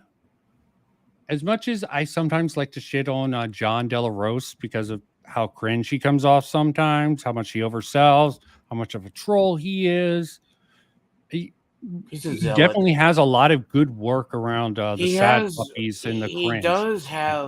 He does have some interesting journalistic takes, I find, but he does come off as a zealotry. His zealotry is very high. Okay, it's fair enough. Okay, I have some issues with him, but you know what? Some of his work is good, especially his shitting on John Stalzy, who did Red Shirts, which was basically just a parody of a subversion of Star Trek, trying to make this weird parody. And he won a Hugo Award for it. He won a Hugo Award. I hate when he gets on the hate train of like he does the presumption of things. It always does that, Miss Sparkle. It's not a new account. It's just you enter that stuff in. Should be all streamlined, but actually maybe I don't know. Who the hell knows? No, if you clear your browser history. You just have to redo it. Okay. Oh, why is Miss Sparkles clearing her browser history? She trying to hide something? No, but seriously, like when you're dealing with stuff like I haven't like this. I just wanted to bring that up, and yeah, good old Godzilla. I have a question. Vincent, what is your? I said on my stream earlier, I had Benjamin hanging out there. Him. I don't know if it's him or her, but I brought it up with them about. I think the idea after the first writer's strike in 08 or 09 is when the new blood started getting their scripts in to entertainment. Oh, you're saying they're the scalps. What's the term for when the protest is on, they just hire people for cheap? No, I think after the 08, 09 strike. Do you remember that? Sorry, they get lost at the time. I do remember vaguely people talking about it. Do you remember the 08, 09 writer's strike that kind of cleared out? When they sort of switched the format to like reality TV a lot. Really, you started seeing that, and then you started seeing the manifestation into the changes in games and DEI stuff start popping out about 2012. Well, you know my theory on that particular thing. That's when they learned. Occupy Wall Street was a very good learning lesson to how identity politics can disrupt things very well. Get rid of those pesky dissenters, okay? But it's just a pet theory of mine. No, but that's my theory. I think that's when the writers of that generation of writers turned over. They started getting in work. And as you know, film projects and movie... I say film, movie, TV. They take multiple years to form. Especially the trickle-down effect takes a certain amount of time to filter through. A movie is not done. A movie is not done, planned and shot in 6 months. No, I mean, if you're lucky, you might be able to pull it off in 9 months, but that's a year. If you're lucky. Yeah, 9 months would be like a short piece done on really quickly. So that would be really a hard push. Most things take at least a year to longer than that. 2 years. And that's not even considering the development of said property. And look at what else besides the Godzilla rivals published by IDM. And she's not the only person, so contributed to it. But she has My Little Pony. My Little Pony. Yeah, stay in My Little Pony land. I'm not going to judge people for your own short, weird fan fictions, okay? Huh? What, My Little Pony? Is that what you're calling sometimes people like it because what is your take? Okay, what is your take on the Scott Pilgrim show and how Scott Pilgrim was like one of the first really big progressive webtoons? Not much opinion. I saw the movie. I read what passes for the manga of it. Okay. Yeah. Homestuck really annoyed me. Okay. I couldn't get it. Okay. We got a Miss Sparkles. Welcome, Miss Sparkles. Welcome. Let's go to your fertile ground of Twitter land now. I'm done mocking this. Really Did you see the art? Did you see the but no, depending on the people, did you see this article, Sweet Baby Inc. Consulting Alan Wake 2 article I put for Kotaku? This is the person who infiltrated. Yeah, she infiltrated Discords. Oh, was that the same person? Yes. Okay. I do remember that article. I read a bit of that article. It started off by making the connection between Sweet Baby Inc. and the dreaded Kiwi Farms. I'm like, oh, this is cringe. Why don't they bring up Kyle Rittenhouse? Okay, he's probably a part of this. Blah, Wait, blah, I wanted to ask, blah. aren't those little bear guys, weren't they cannibal? Not cannibals. Didn't they want to eat them? The little bears? Ewoks, you're talking? Yeah. Didn't they want to eat them? I don't know. Did they actually say what they were eat? trying to catch them so they could eat them? Gotta catch them all. Actually, I don't know. Yeah. That's really bad. No, lore. but so the reason why I bring this up with this person is supposedly she tried to infiltrate Discords and get people to dox them to use their real name because she was trying to do misinformation with Gamersgate 2.0. Huh? Yeah, I saw that floating about. I don't know if it's that girl. I just wanted to make fun of her for her cringy take. Yeah, actually, it is. It's her. Okay, I wanted to go over her website. Okay.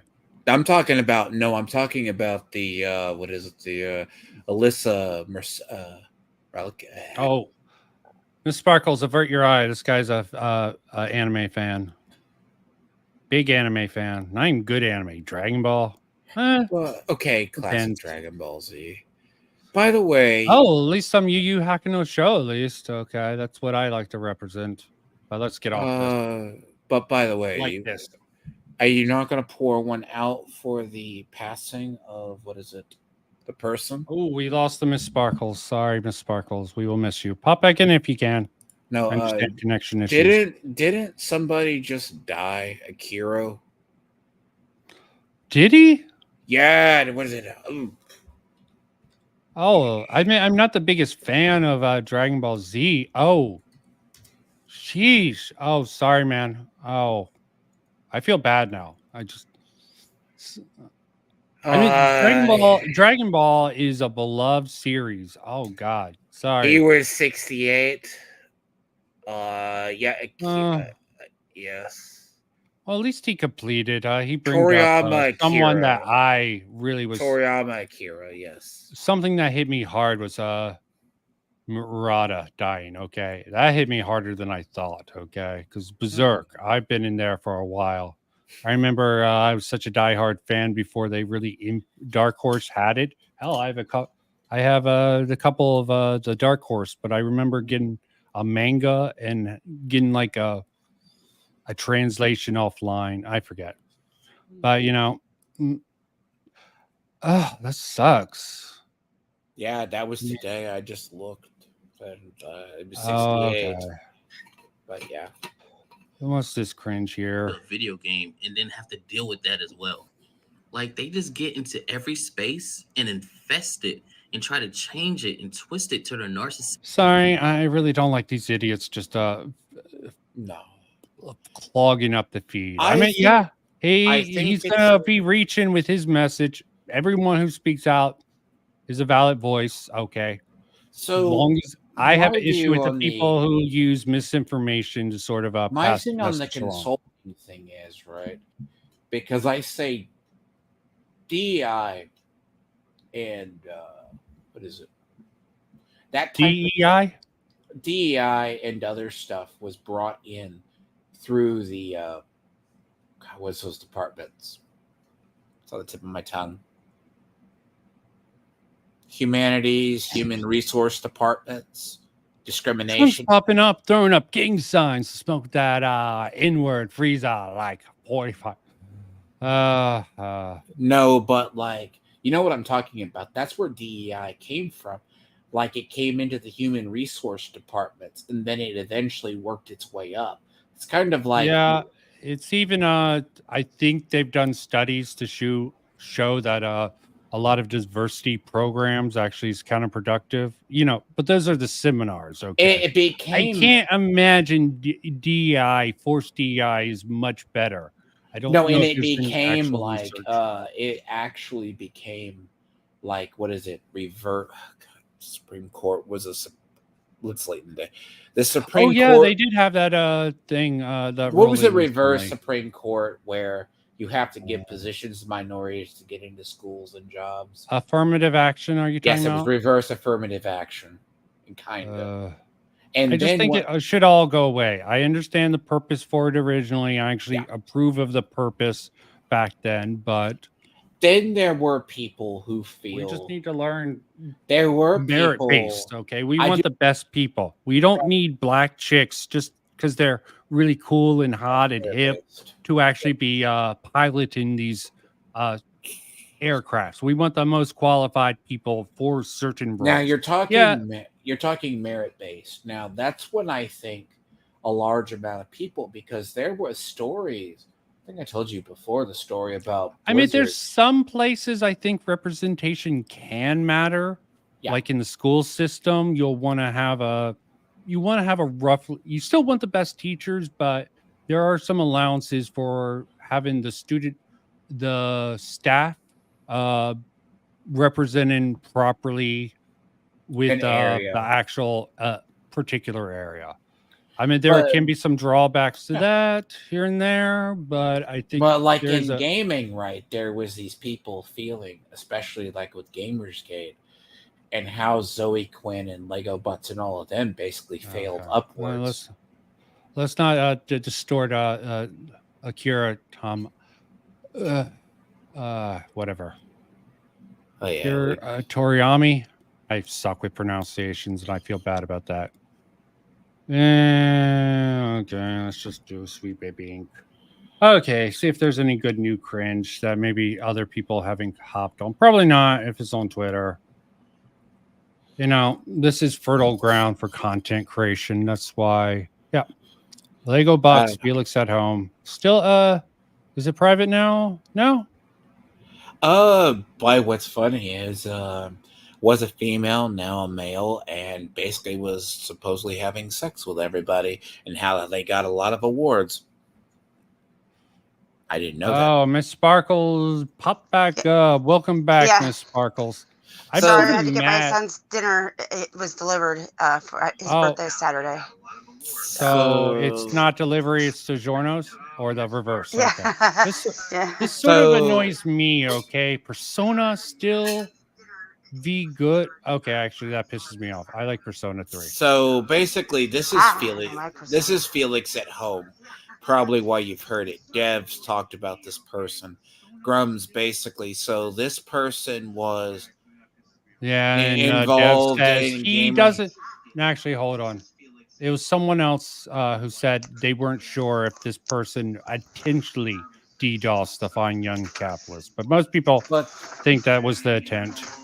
Now, not intentional, no, but this person was in the gaming industry and behind a lot of stuff in Gamersgate with Zoe Quinn and all of them. Yeah. Brianna Wu.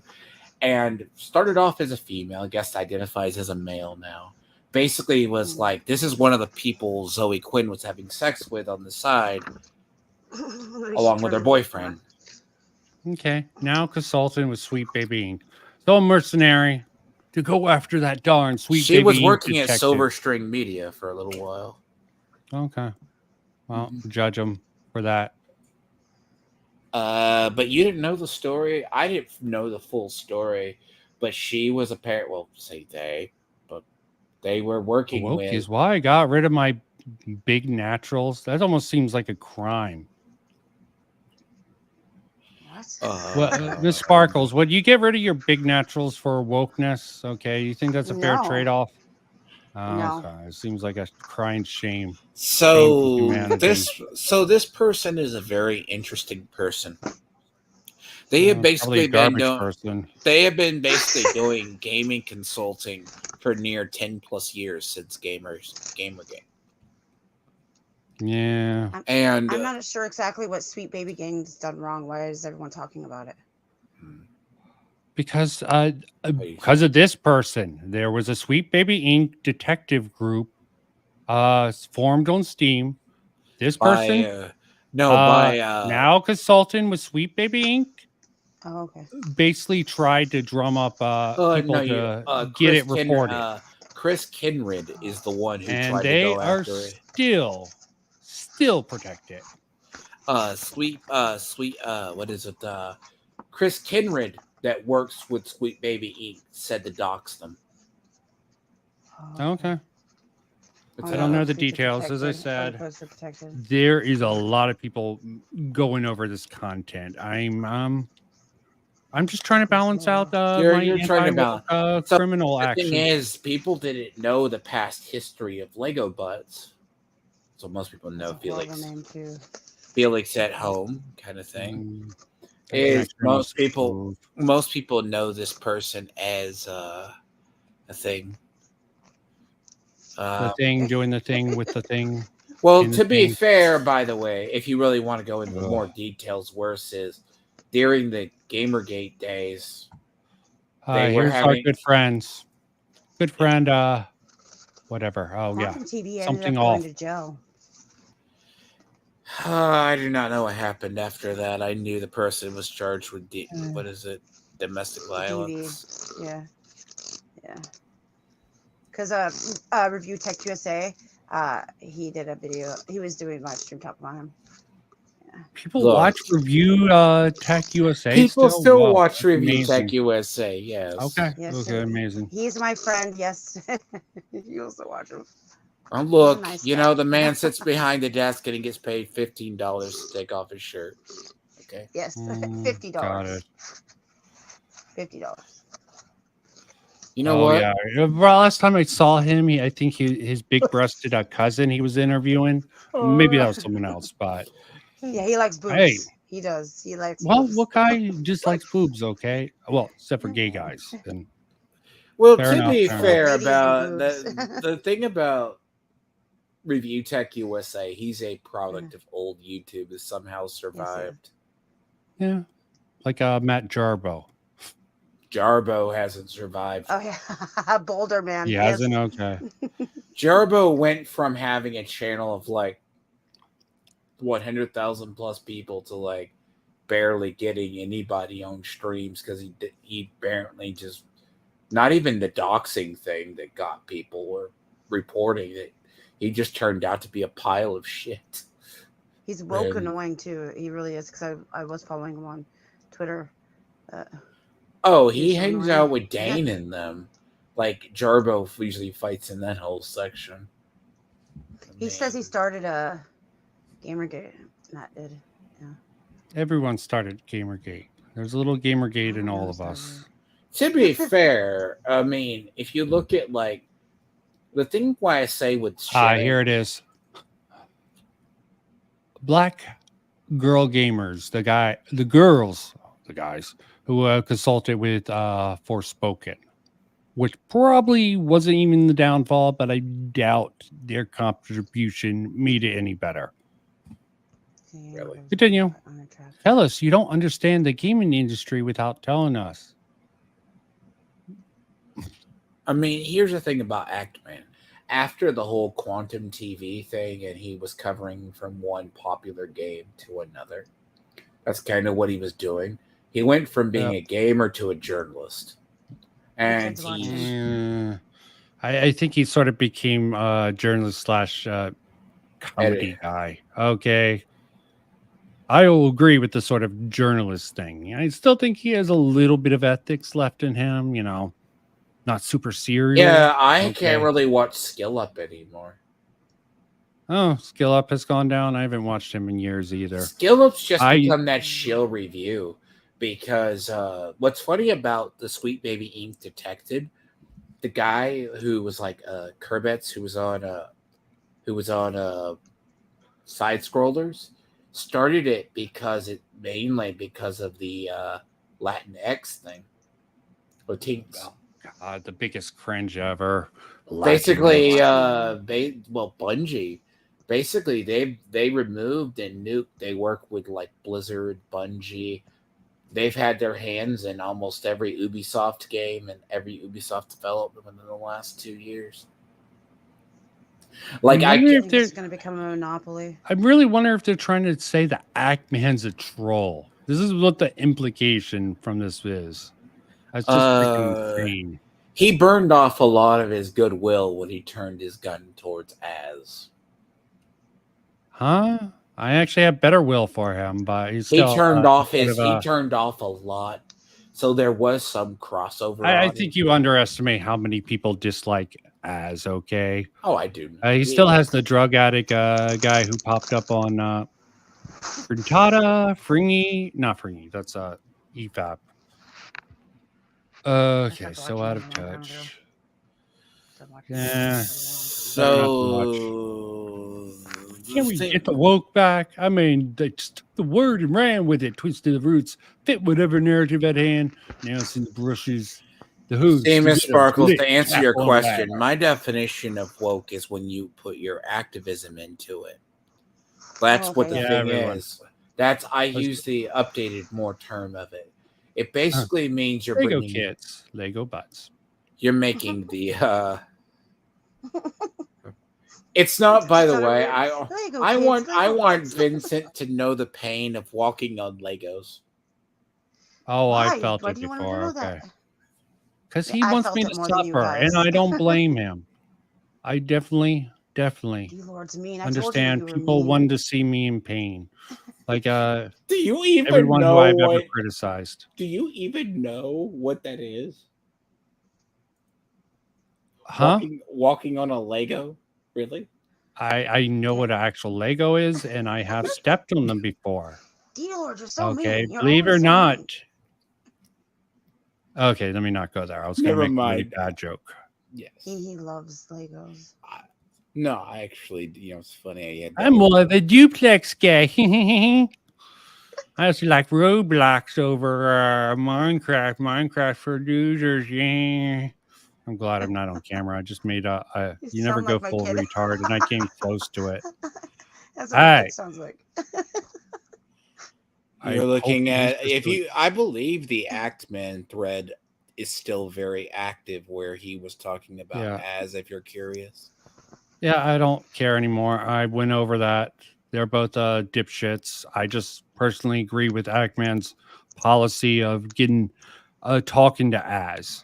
Doesn't mean he's not a dumbass. Maybe more of a dumbass. I think they were dumbasses in different ways. I think they were talking past each other because there's actually a secret content creator group between Mudahar and all of them where they at least attempt to share ideas. Okay. It could also be I don't to get see. attention, so I see as his buddies run into his aid. Cobra, Double D, Day, Eric July. I mean, they all just run to Az's defense. You don't see Mudahar do it. Maybe he will, but you don't see it just so liberally out here. Mudahar is in his own section. Remember, Mama Max was sharing stories with him before that he was like, and then he was like, because they share a Discord, they share stuff if it impacts other creators. But I just go with whatever floats my boat. This I think is really cringe. I think I actually bookmarked a lot of these people. I mean, I do not understand this.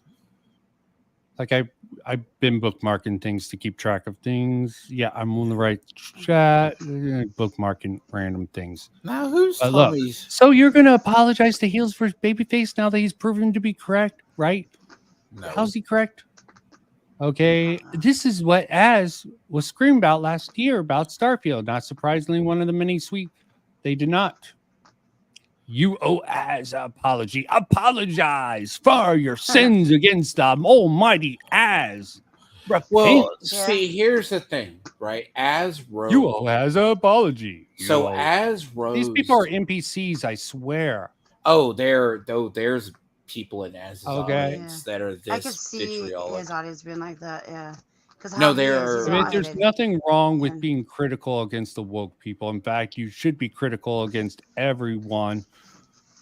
Well, not everyone, okay? You should definitely pick your sort of it's definitely good utility to find someone you think is practical and you can get some advice from. I like upper echelon in the video space. I realize he's fallible. Here's the thing, right? They're expecting Actman to apologize, but instead he did the Actman thing of doubling down. He does not handle social media very well. Like Actman or his Twitter is always been handled critically bad. Like it goes back even before the Quantum TV thing. People would look at his Twitter. Do you think you handle your Twitter very good? Apologize to Heels versus Babyface. My Twitter's handled at least semi better than most. Why did I do this? Okay. Unless I'm trying to actually pick a fight. And apologize as be a man. No, see, so here's the thing. There's two things with Az. Az is seen, Az is hated by the people who have the pronouns in the bio. That's the people. I don't hate Az. I just think he's cringe. Okay. can be funny and maybe a glimpse like of Sargon too. That's just so weird. Sargon, I can Well, see why you don't like Sargon. Yeah, well, I both don't of them did dislike the same thing. Sargon. Like he He's started yelling, definitely white women. He started yelling, started yelling about white This- women my age and everything like that. So I don't watch him anymore. He just went on this horrible rant about how privileged white women my age are, and I'm not privileged at all. I'm poor, you know, and stuff like that. So I stopped watching him. And then Sargon who was went on this? about women my Sargon age, or Az? as he did, as As I used to watch him all the kind of, time. Yeah, I used to watch him all the time. And then as that kind happened, of so. is like he's on his own, but he's not quite like his. Yeah, Sargon has a phase to him right now. That's weird. It's hard He was to saying that discern. women my age and older aren't attractive, and something about his wife. And then the guy he was doing talking about it with him was like, I hope I find my wife still attractive when she's older. I don't think you're right. Sargon, you gotta understand. Sargon on Lotus Eaters is really different. You have different opinions, but Sargon himself, that's why when you say like Arch is a furry and he isn't, he just uses Skaven as a brand. Oh. But that's kind of because what? It's like a brand. Mine is like would be you don't change your branding, right? It's like he's known for rats. He's like the rat imagery. Now why rats? Why Skaven from rats? Warhammer Fantasy Battles. Why? Ugh. He was a collector of Skaven in Warhammer Fantasy Battle. But he has a body pillow he cuddles with, and you just don't want your No, by far. By the way, the whole thing, it's funny. By the way, if you ever want to watch something funny, it's like at the end of like one of the D&D episodes. Rags and them were discussing their various interests and how he was like, "Oh, I just like normal traditional women," and Dev was kind of like, "I like this and this." This has been evolved past the point of this. We're waiting. Another stupid dumbass leftist that got. We're waiting on you. Lumped in here. Is this on your account? Are you on your? Are you looking at your account, or is this somebody else? Do you want me to look up? What are you trying to look up? I see. I'm just scrolling right now, having fun. I was listening to you guys go off. It was amusing for a bit. This guy, Brother Kavos, Covenuckers. I know that name. He's Oh yeah, he's cringe. Okay, standard leftist, borderline tanky, if not full tanky. Here's a right-wing game. He tried to insert himself into the when Arch talked to Radholm. He's the opposite of Spoon. Him and Spoon should date. Okay, I know Spoon's gone after him. Okay, that's someone I have very little respect for. Just the content fountain. He's what's funny? Starfield. Here's the interesting thing when people were like talking about the whole lolly thing. Aiden Paladin used to have a addiction or an interest in Shotokan for a period. Yeah, Aiden's fucked up in the head. Okay, Aiden actually, one of her original avatars had that Shota image. Does that mean she's into it? Oh, it's the male version of a lolly. Shota is the male version. If you know what lolly is, don't. Let's not sort of infect our pure innocent Miss Sparkle. I know what it is. I've been in fights over it. Yeah, so it's fine. Oh, he attacked me. She's had to defend Dev because Dev canceled Pikami. No, Dev canceled Dev and I got in a fight over it. No, Dev and I got in a fight over lolly. And Dev canceled Pikami. Yeah, I know. I thought that was funny. He didn't really. He bullied Pikami, okay, a little bit, and just by being really harsh. She's so bullied. I don't. She was a whiny baby. And she was. She can't take the heat. Get out of the fire. Yeah. Well, to be fair, that's a whole story. Do you know how many times I could have been ran off the internet? No, the Pikami. If you just ignore it for a few days, people get bored. This is something I saved. He satirically mentioned Dachshund. Why? So the whole thing. Are we going to back to the lolly debate? No, I don't want to get into it again. No more lolly debate. I'm tired of it. Yeah, sorry. That's done. That was me and Blaine, and we're done. No, we aren't, Nico. It's awful. Okay.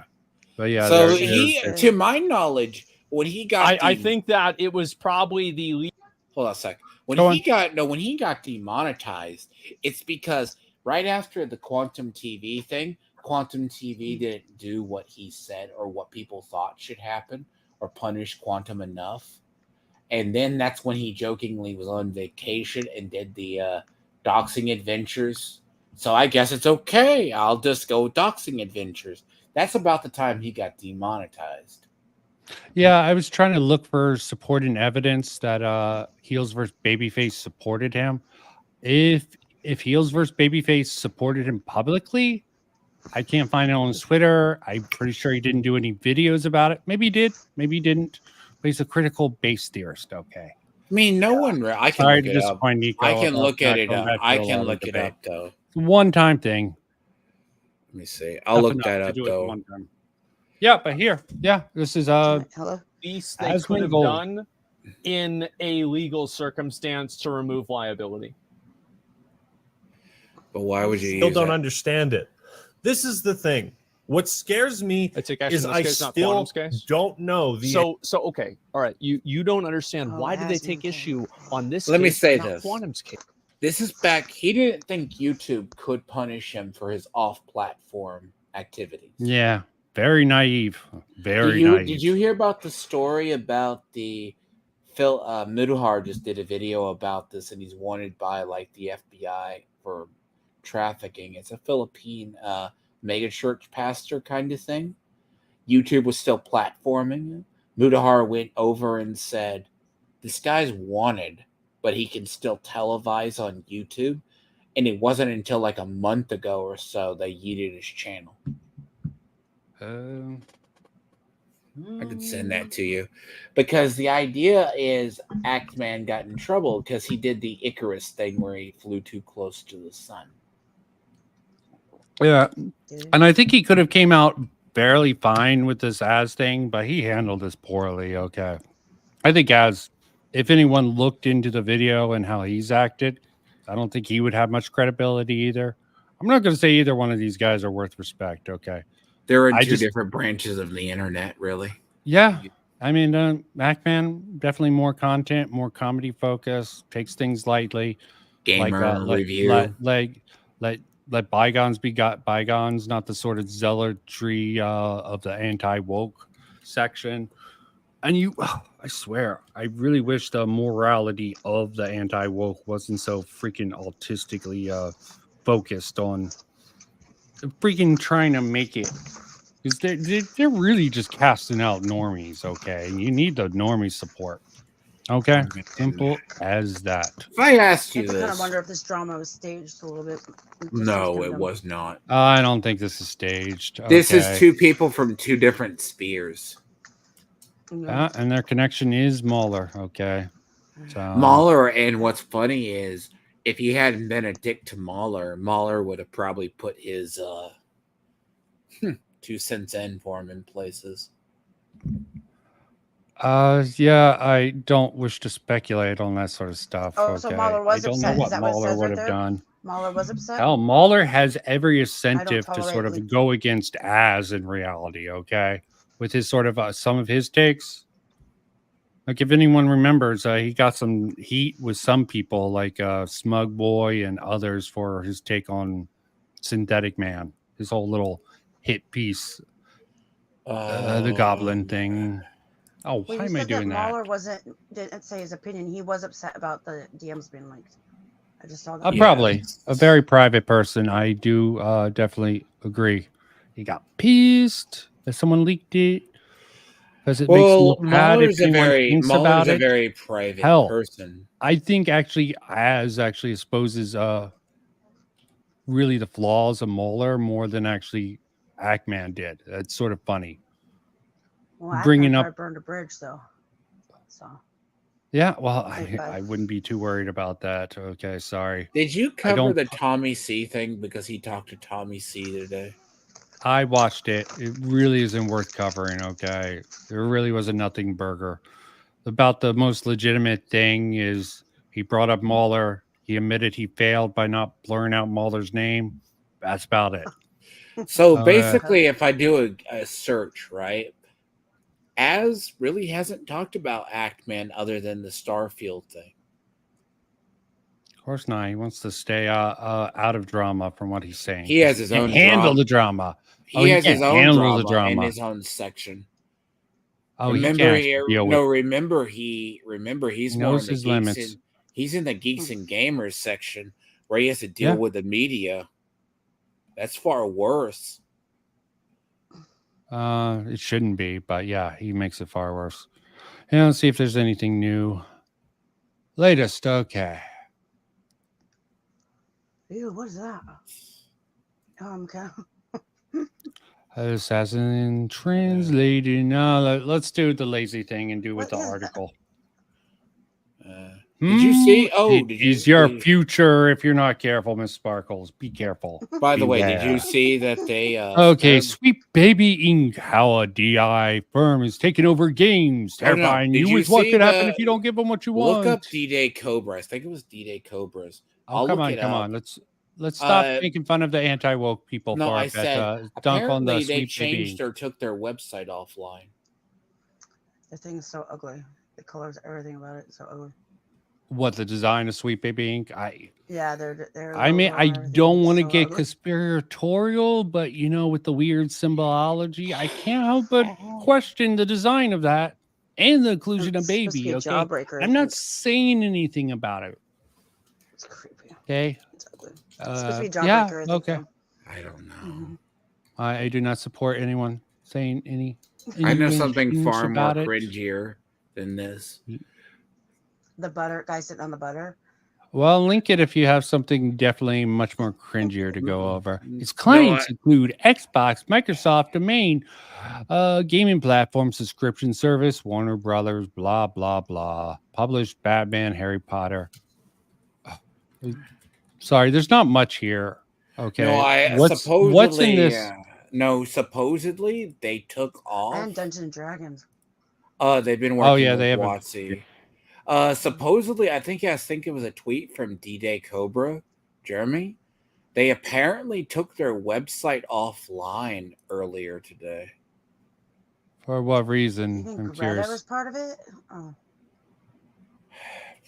Let me look. Because how dare you? This article has nothing, I swear. No, there's been just a lot of the shit's a lot of regurgitated things. To be fair, it's largely it's drowned out by it's drowned out. We are. I don't really think they're taking over games. Okay, they definitely have a large presence within the industry. Find you a better article. Did you see they removed a lot of stuff from their website? Who? Sweet Baby. Well, actually, you already sent me the Kotaku. I'll bore myself with this. I'll go over this. I just sort of does that go in? You want to go into how she infiltrated Discords? I'm just gonna look at this article. Just doing some bullshit. I'm just wondering what kind of stuff did they do? Like have like affected like in games? Like what did they change? Like what? Obfuscation, okay. So you don't know for sure what they do, we and they don't try know to take for advantage sure, of but that. More of the narrative towards like Suicide Squad, they had more of an impact on. They would that's like what kind of impact like more of recent games. Like they supposedly have their hands heavy-handed into GTA 6. Yeah, so who knows? I don't see any ties to GTA 6. I don't know why you're why people are making these connections. I'm dubious of these supposedly that's one of their contracts was GTA 6. I don't trust it. Okay, I just don't. No, I remember it before the whole thing. Sorry. I'm just very skeptical. So this person from Kotaku, look, they pretty much start off with explaining what they do, blah blah blah, the Steam group, blah blah blah.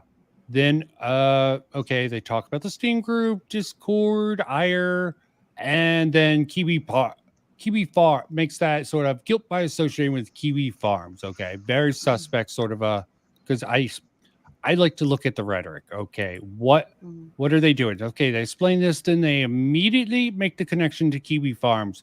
Posts similar sentiments. There practically are Kiwi Farms 2.0. That's the sort of far thing. So and for then they do research the for Gamergate-esque firestorm. So I want to say for the research for this article, she decided to get into is this actually go written into by her? Discord, go into Discords, and then she tried to get them to say why don't they use their real names here. She What, tried this to girl. yes. Listen.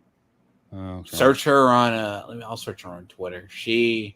I'd rather make fun of how cringy this article is. I guess this is Stellar. I'm wondering what this is. Stellar Blade.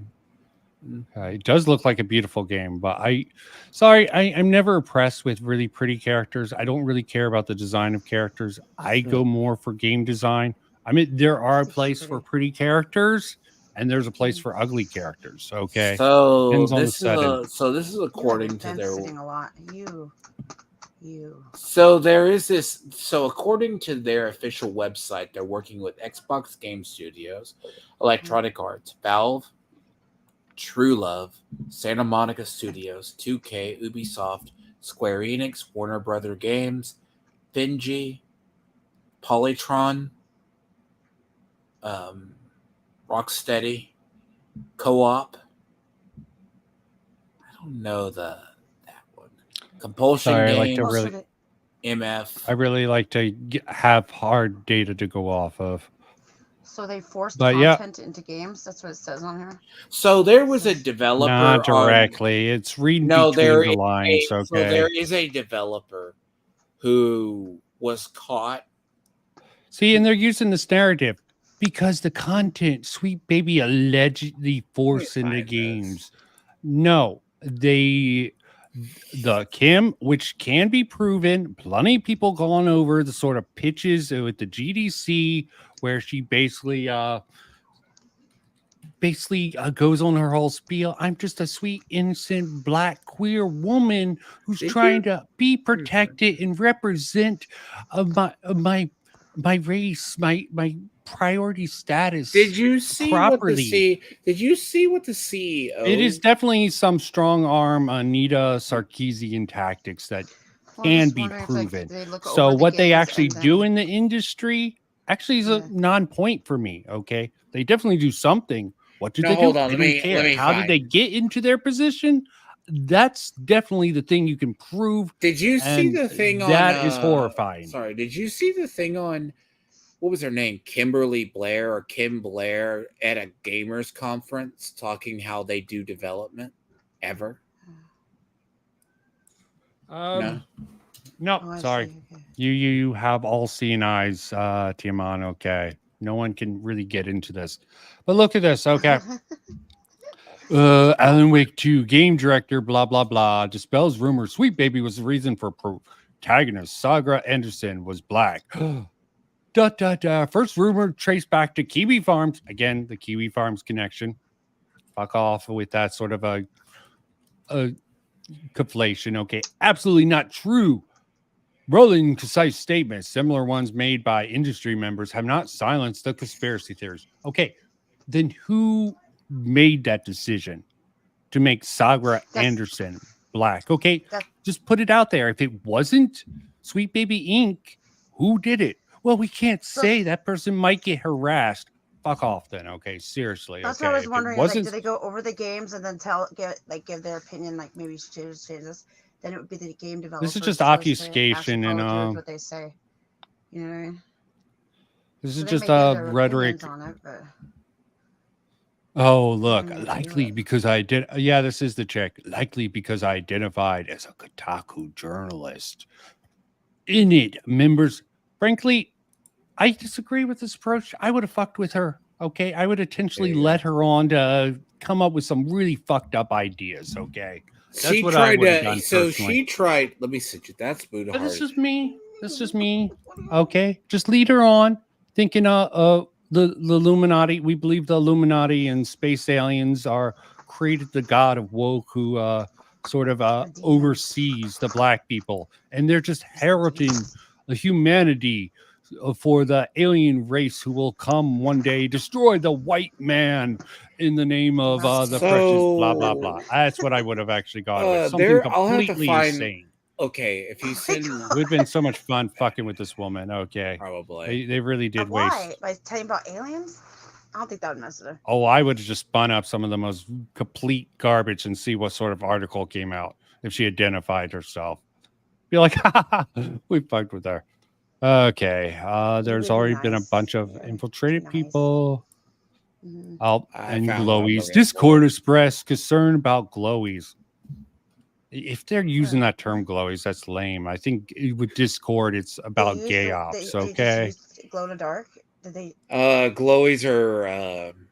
Really? Aren't you a Mr. Medicator fan, Miss Yeah, Sparky? no, that's what I said. You I use just that said, term did all they the use that? Or they use it? Yeah, I use glow in the dark. They glow in the dark. Maybe they, maybe they do. Okay. Glowies are meant to be like FBI, government officials. It's from a schizophrenic who said it.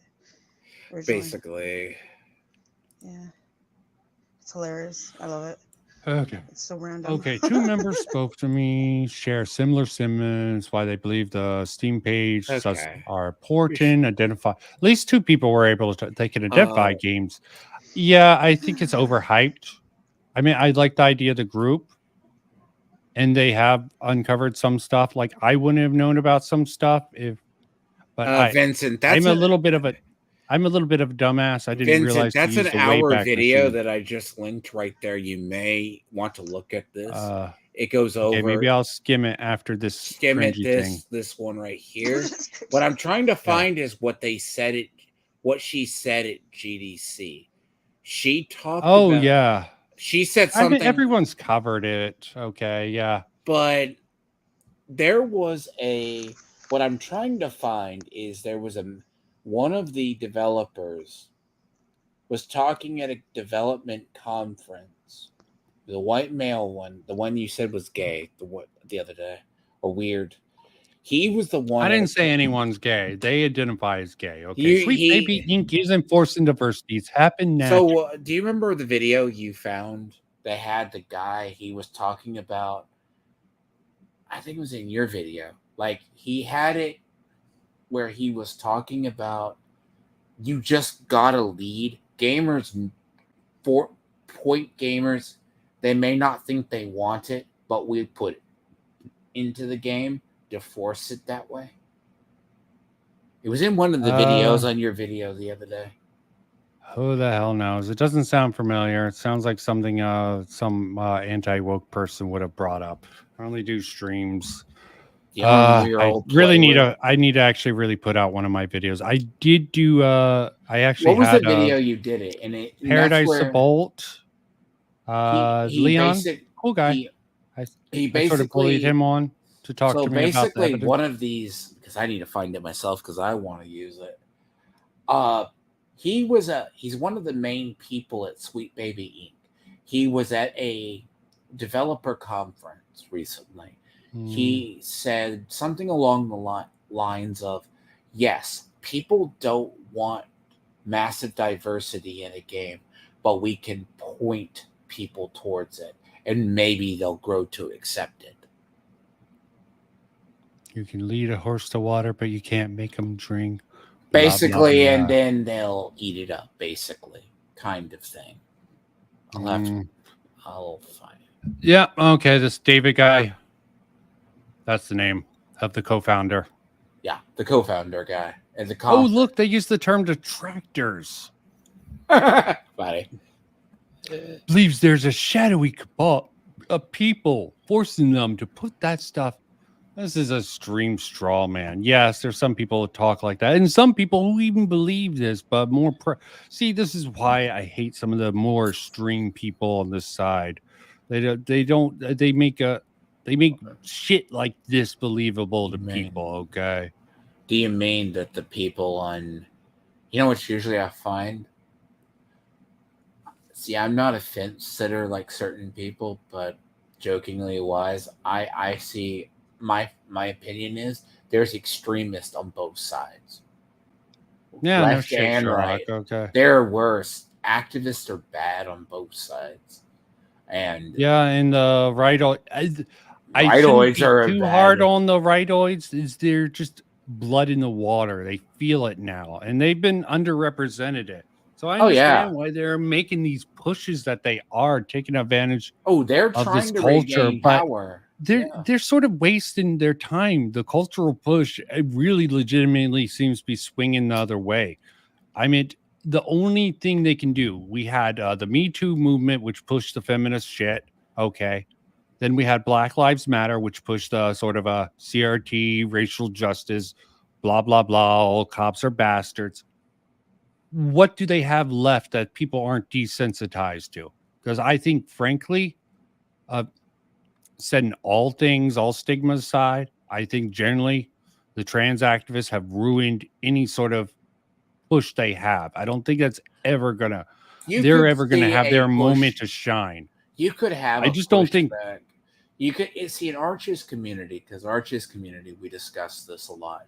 So in Arch's view, what's going to wind up happening is the pendulum is going to swing back to the other side to a degree. So progressivism or wokeism is losing its steam. What's going to wind up happening is it's going to go back to the recesses, and that means eventually the more rightoids are going to come back to the surface again. Yeah. They'll be the next, because there is that time. It's like that time in the 90s. Yeah.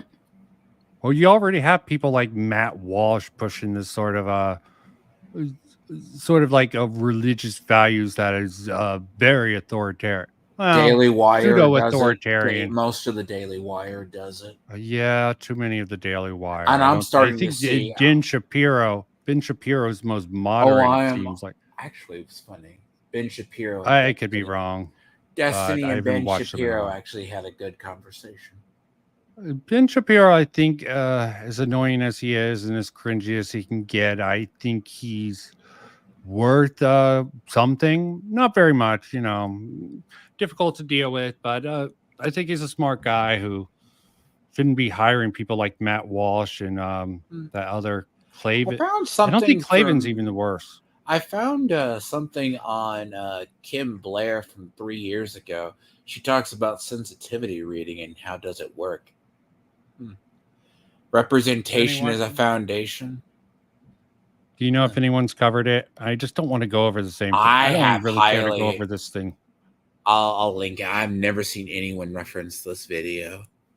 I'm sure someone did, but if it's not overdone, I would be more interested. It's not overdone. This is when she worked on Assassin's Creed Valhalla and AC Syndicate. Is it this last video that was just dropped? Okay. Yes, that one. Just letting everyone know I'm going to probably shut off in like a half hour.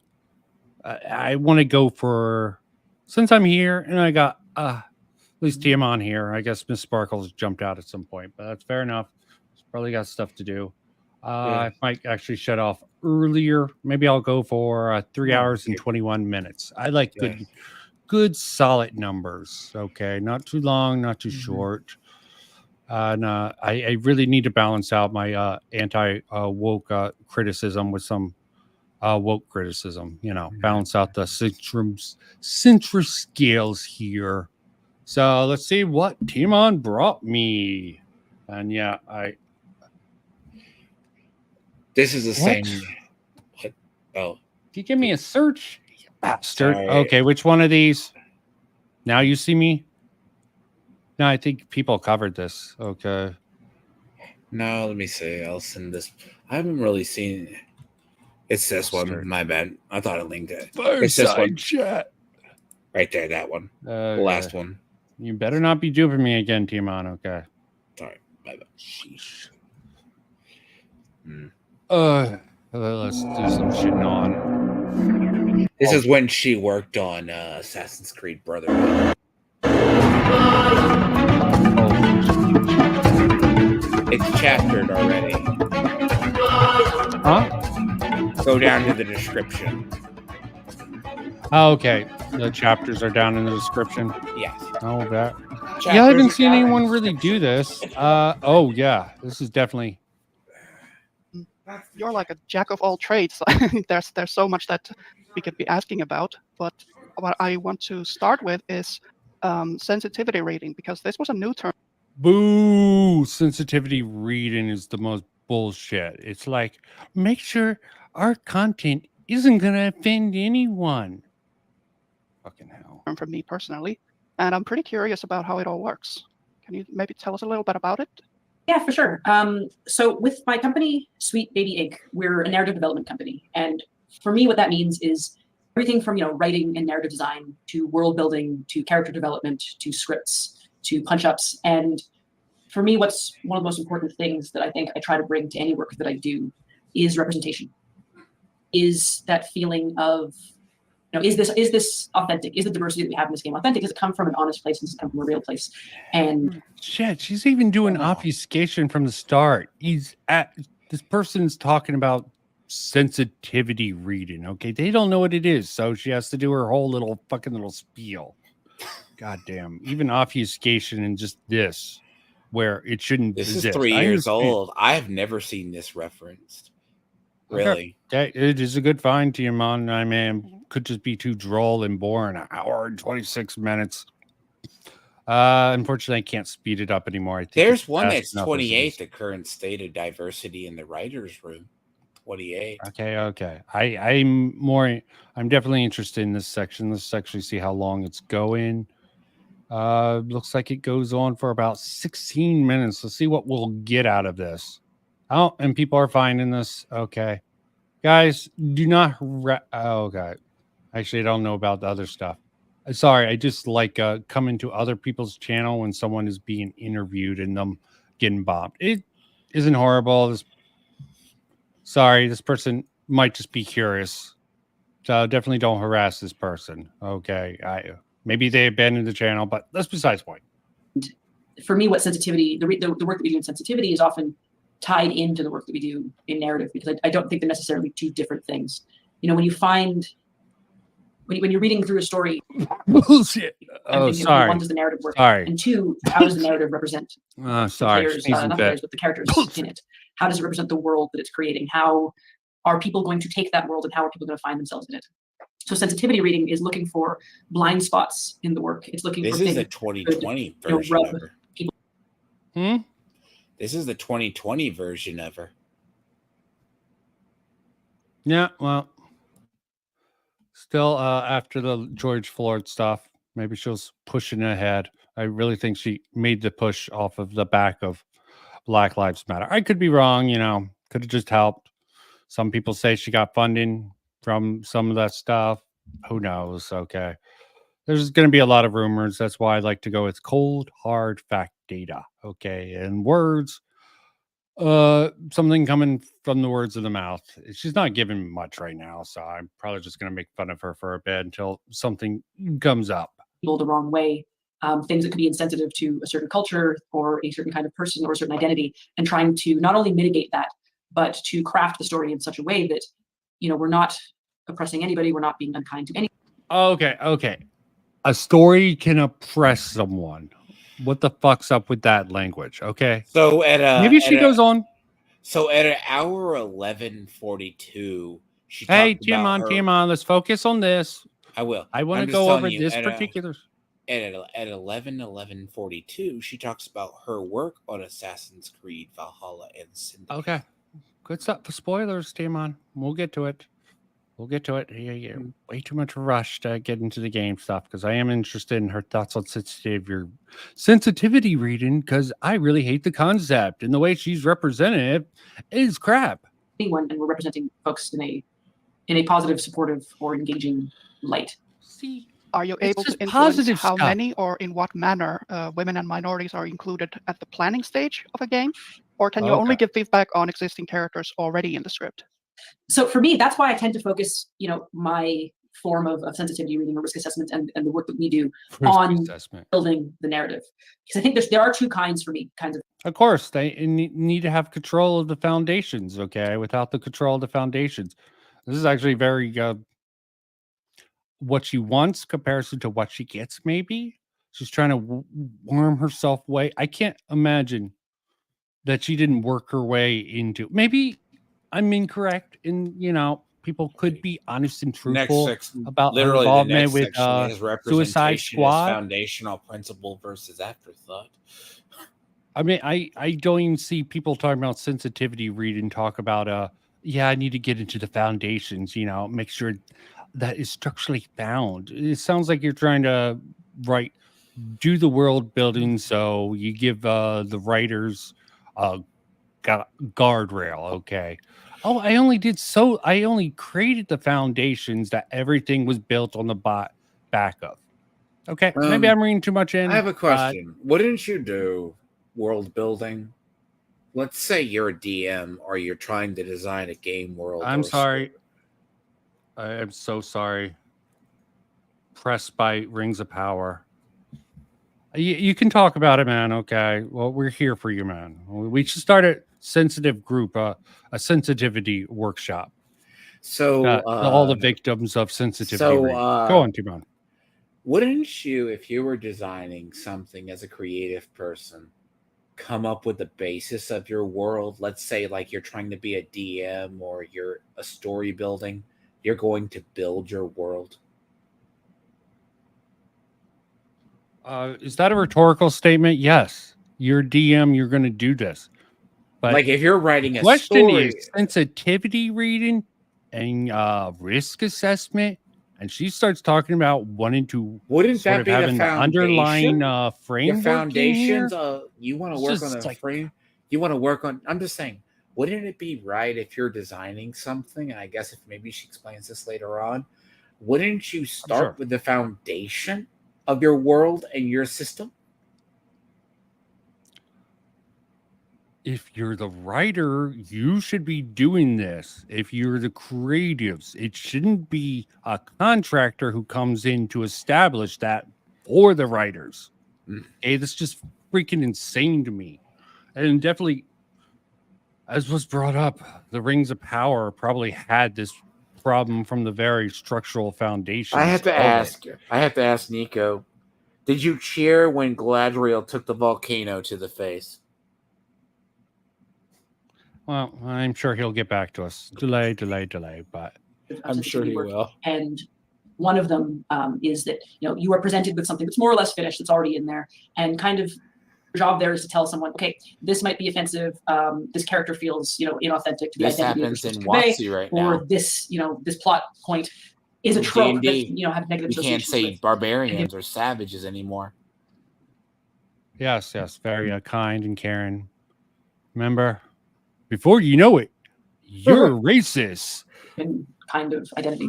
And that's one kind of work that I used to do a lot more, and I try to do less of it now, or when I do that kind of thing now. Yes, I want the control. I want the Rings of Power to the games. And you got it, and it blew up in your face. Or you got as close as you're going to get to the Sun Girl with Suicide Squad. Isn't Rings of Power more the problem with that is they tried to get close to the Silmarillion without being able to touch the Silmarillion? I have no fucking clue what you don't even want to get into the Rings of Power. It's awful. No, sorry. I really struggled to get past the 4th episode. And then I was like, done. Okay, I was trying to give it a shot. Okay. I was keeping an optimistic view up until the end of the 3rd episode. Then I'm like, yeah, I don't. You didn't make it as far as the creation of Mount Doom. Again, just that in part with the sort of map thing. I'm just like, oh, this is such bullshit. Okay. How did you feel about? I put up with a lot of this bullshit. But before we move on, how did you feel about the ship and the stone analogy? You trying to oppress me, Timon, by making me relive repressed memories of having to watch that horror show? Now I prefer to, try to spread that work among a team of experts, a team of consultants from different backgrounds who can address, my own blind spots and kind of create a panel on that.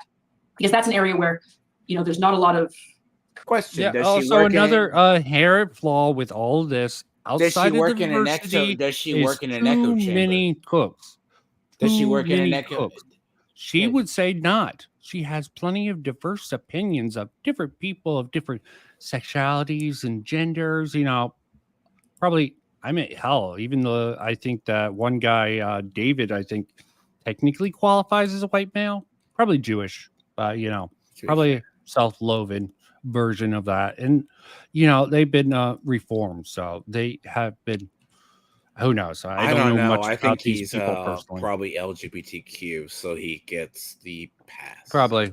You know, a lot of straight people just took up that mantle of queer because you don't really have to be gay or anything. You can just say you're queer and dress like you're gay and Do you still be remember completely straight. Did you ever see the story about the not to detract from this?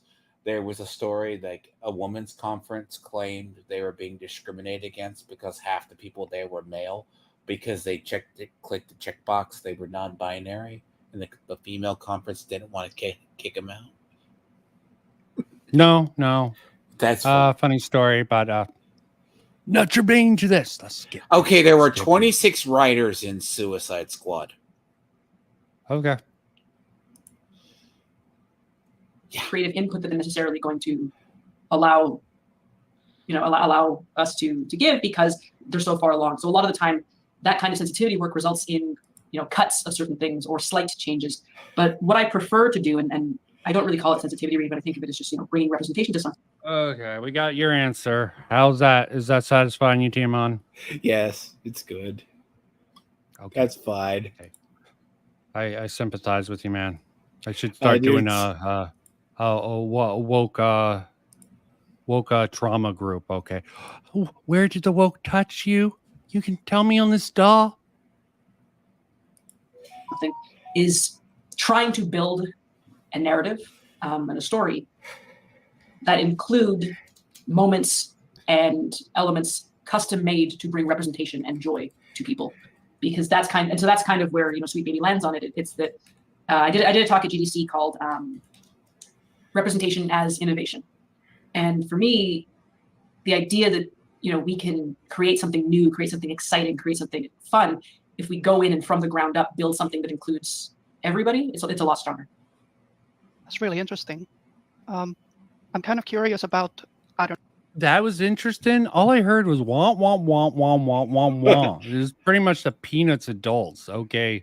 Whole bunch of, yeah, I got the idea. What we do isn't what we want to do. Okay. We're just doing this work that's so unsatisfying. We want foundational control of this crap. Well, good luck with that. Okay.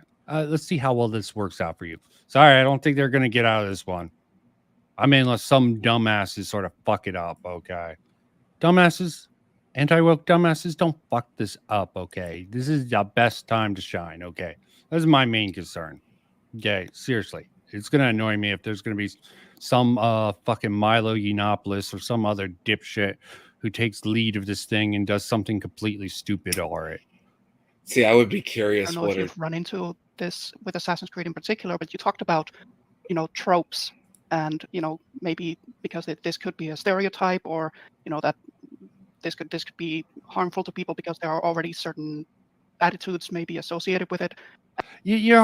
See, this fundamental thinking is just flawed. You can't have these things. You can absolutely have these things with it. You can have these pragmatic tropes, as you want to call it, and sort of create that from a character progression.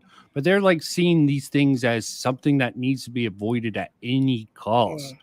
You can take these tropes and do something really powerful and strong with them that will represent even their perspective. But it seems like you just can't offend anyone. There is a certain purpose to shocking people. That's why horror, really good horror, even bad horror, has effect on people, okay? Sometimes a good shock to the system, extremely effective start. But, like the Goblin, everyone jumped on Goblin Slayer for the rape scene in the beginning, and they just cry outrage. This can't exist in something. By the way, so in the, I'm just listening into Can the Games Be Political? She falls on the line of military. How can you have a game about the military and make it apolitical? It's one, it's super irresponsible. Military, if not an expression of politics. So for me, it's, I'm not even through. It's like that's just super irresponsible. You can set it in a fictional world with weird rules and conditions to it. Okay, like the sun, if you had like a army following the sun god and a army following the moon god, I mean, yeah, sure, people would take the symbolism and try to do something So, with that. but and she goes, but I prefer to live in a world where there's a certain amount of accountability.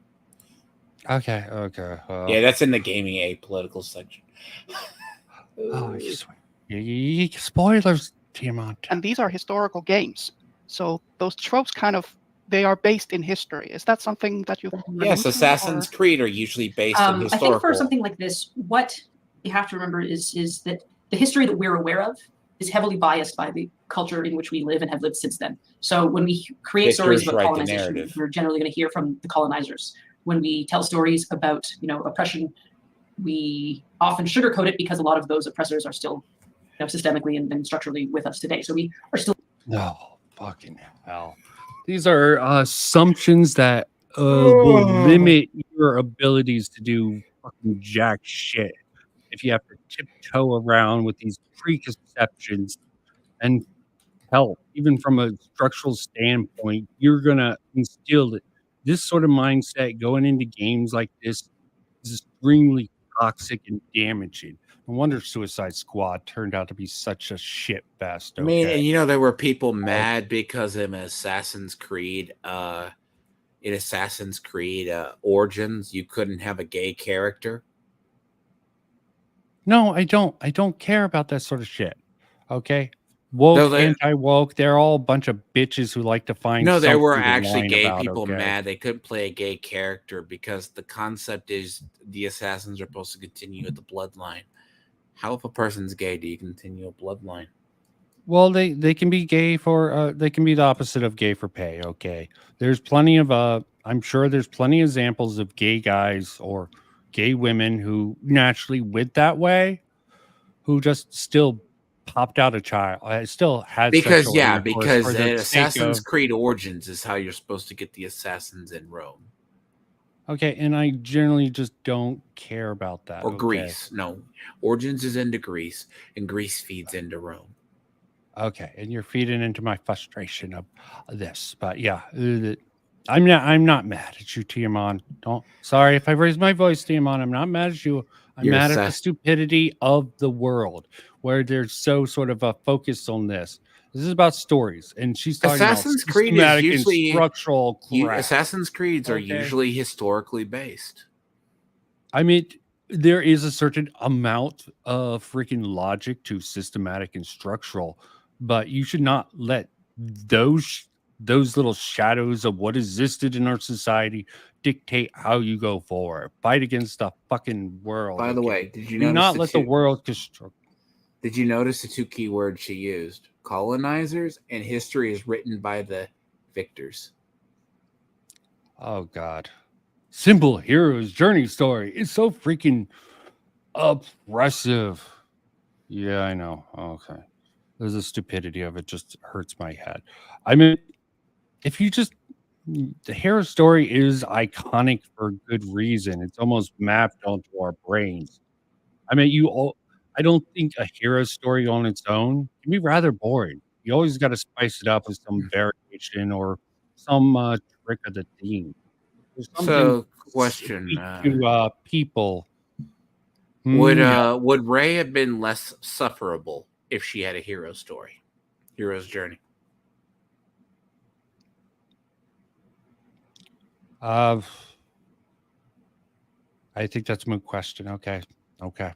You're missing the point. Is that mute, or is it, she would have been slightly better if she had kind of a hero's journey? No, I don't think anything could have really saved her except for her whole character rewrite. Said yes. She would need a personality. Okay, sure. I would like her to have a personality. Maybe if the hero's journey developed her from the sort of every woman person, it could have worked. But if she would have, no matter what, if the character stays completely static, no matter what sort of story you have, it really takes a blow to it. Still influences. So a lot of the time, I think the problem that we run into in anything. Oh, by the way, what do you say about history like is that, written by the victors? A game with generally true. Okay. Because she uses the word colonial or colonizers that destroy cultures. that's usually jaded language as well. Yeah, colonizers. It's just a term for sorry, we suck. We lost, okay? We want to cry about it now, okay? They were colonizers, okay?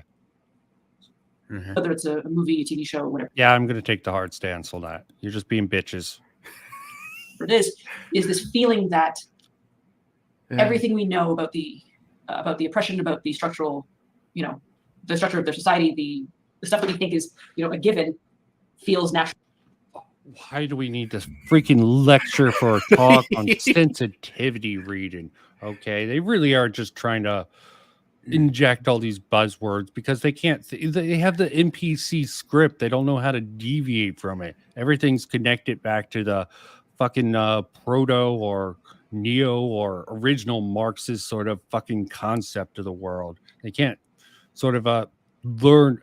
Hell, I don't even think necessarily any of those ideas are inherently bad. You can abstract decent things out of it, but when you just the scripted, it just makes you come off as a fucking bot. To us, but anything that feels unlikely or any anomalous things end up getting kind of brushed aside. So when we look at the Victorian era, for example, we look at that and we go, oh well, that was probably everybody was white, is what we see in media a lot of the time, right? We look at these things. Yeah, assumptions again. Okay, give up your preconceptions. Okay, see what characters work. We'll see where you can insert certain people of certain races if that's what you deem possible. You know what's funny? There's this thing in Hollywood.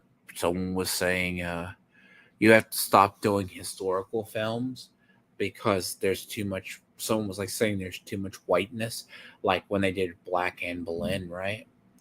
Or Queen Charlotte. Yeah, suck it up. The fact that white people made history isn't white people's fault.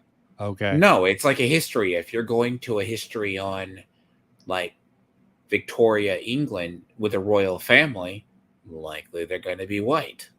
Yeah. Let's get to this thing. They kind of map the hero's journey onto Ray, but not well. Some even say Ray did a heroine's journey, which I just call the hero's journey with extra. I agree. The heroine story is about an internal thing, but sorry, I can see the attempt was slightly being made. Freaking Ryan Johnson completely fucked that up with his sort of. We don't talk about The Last Jedi. We really don't. Yeah, Last Jedi was I don't even know how that is. It just needs to die. Okay, I need to do my rewrite. Okay, I need to do a rewrite. I can fix it. Okay, Get a writer who actually cares about the franchise. I'm not gonna pretend like I care. I'm just gonna make it I'm gonna do a rewrite and make a good story out of the elements that they used in the trilogy, just to be shown it can be done. Okay, give me some time. It's gonna take some time. Okay, but I just want to show that it can be done with all the same characters. He ends up getting becoming super white without actually inviting the fact that there was actual diversity there. There are many instances of people in all levels of society from a ton of different backgrounds. But when we look at it through our lens now, and we start casting something, people go, no, that can't possibly be. You're just forcing diversity on it. You're just tokenizing people. But ultimately that feels more, that's diversity there. There are. Sorry, I got to go back. About the structural, the structure of their society, the stuff that we think is, a given, feels natural to us, but anything that feels unlikely or any anomalous things end up getting kind of brushed aside. So when we look at the Victorian era, for example, we look at that and we go, oh well, that was probably everybody was white, is what we see in media a lot of the time, right? We look at these things and it ends up getting. You can look at history from a modern lens. Yeah, stop it. Perfectly fine. I mean, yeah, most of those people probably were white, unless they were covered in soot. Then they were just doing blackface and should be canceled anyway, so fuck them. Without actually inviting the fact that there was actual diversity there. There are many instances of people in all levels of society from a ton of different backgrounds. But when we look at it through our lens now, and we start casting something, people go, no, that can't possibly be. You're just forcing diversity on it. You're just tokenizing people. But ultimately that feels more, that's actually more accurate, but it doesn't look accurate to us. What? What is she talking about? Give us examples, woman. Okay, She's talking you're just about asserting certain things. She's okay? talking about modern day, a Victorian setting. Yeah, but what the hell? I don't even know what her logic is. She's saying it's more accurate that there was people of color back in the Victorian era? Her mind, it's like Hogwarts Legacy, in the game, right? That's a very diverse London at the end of the 1800s, by the way. Yeah, if you want to have some weird little fantasy, fucking very diverse. Go off and give your own money. Okay. If you want people to actually buy the shit, don't push your delusions onto media. Okay. Yeah, maybe you can get away with it with some people. You can shame people into casting more people of color, but ultimately, it's not what people feel. I mean, they have a sense of reality. You have to pretty much rewrite history to get what she gets. Like the 1619 Project, always rewriting. You have to, history. and it's kind of like when they did the Queen Charlotte thing, right? Who actually had children. There's tons of stuff. That when they did the whole. Why not do stories about people with predominantly black or predominantly multicultural? There are freaking little communities like that in the world. But you know what? A lot of them had slavery also. Most the thing is, multicultural historical places all had slavery. Okay. So here's a funny thing, Vincent. The thing when they did, they made Queen Charlotte black. They go, yeah, we don't have an accurate thing. She could be black, but she had children. You would clearly know in the royal family if there was dark-skinned children at some point. That's the Queen Charlotte.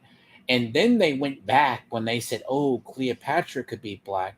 They're doing Hannibal Barker, the Hannibal of Carthage, as black for Netflix.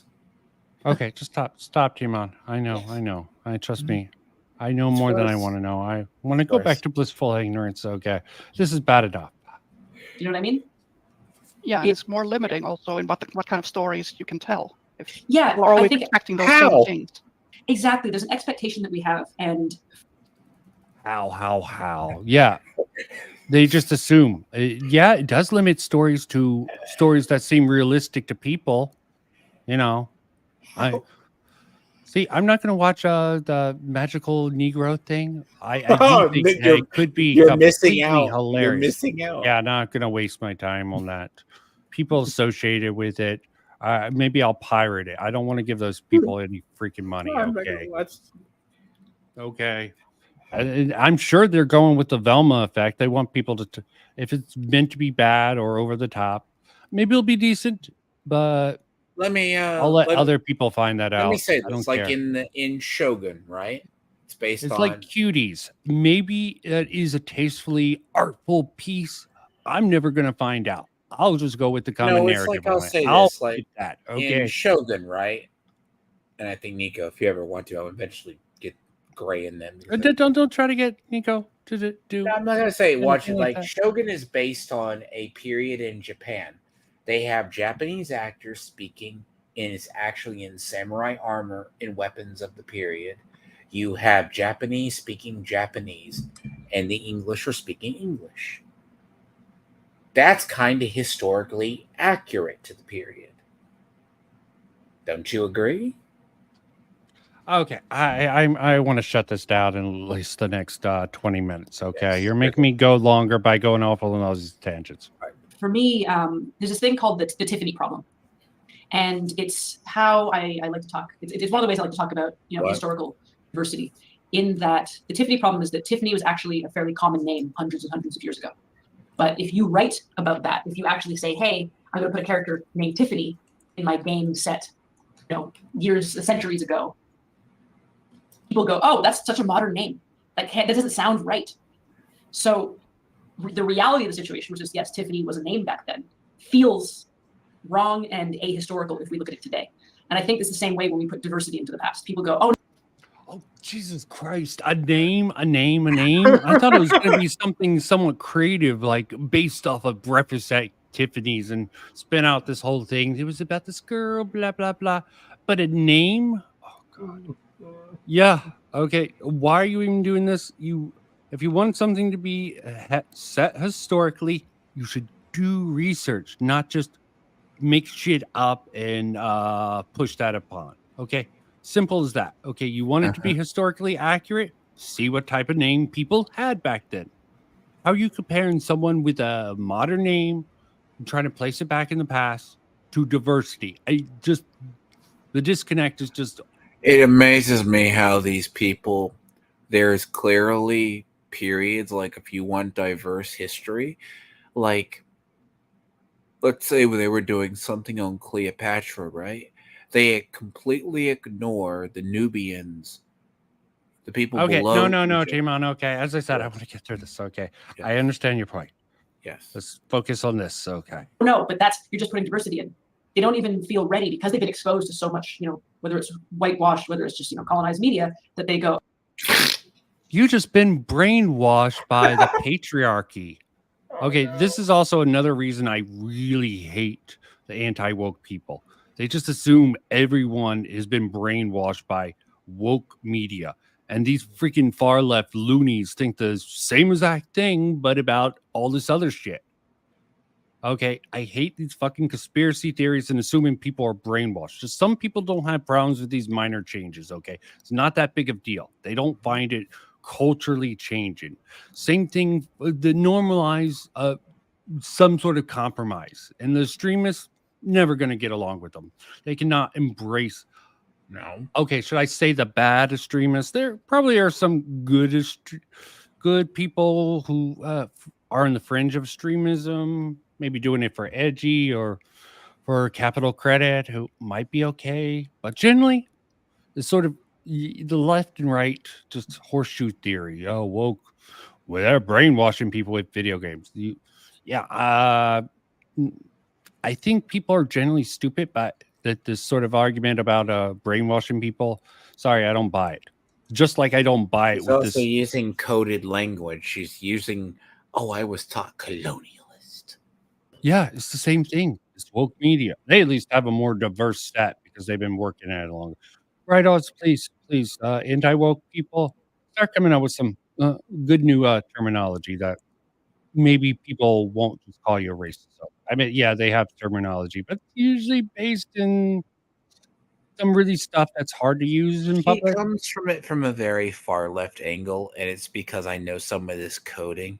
It's like, well, Tiffany's a common name. So is John. It goes back to the Bible. Yeah, it's a complete bullshit conflation that does not even closely correlate with the issue she's trying to connect it with. Okay, this person's supposed to be educated, supposed to be a writer. Mm-hmm. Yeah, she can con people, obviously, with some bullshit arguments, but this does not pass muster.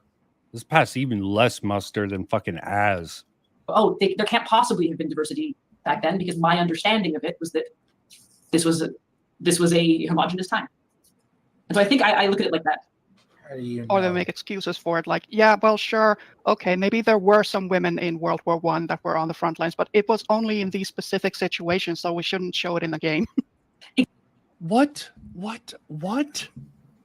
Okay, so much stupidity. And maybe I'm overhyping it for comical value, but I'm also starting to get tired. So, yeah, maybe there were women on the front lines, doing clerical work. Were they soldiers?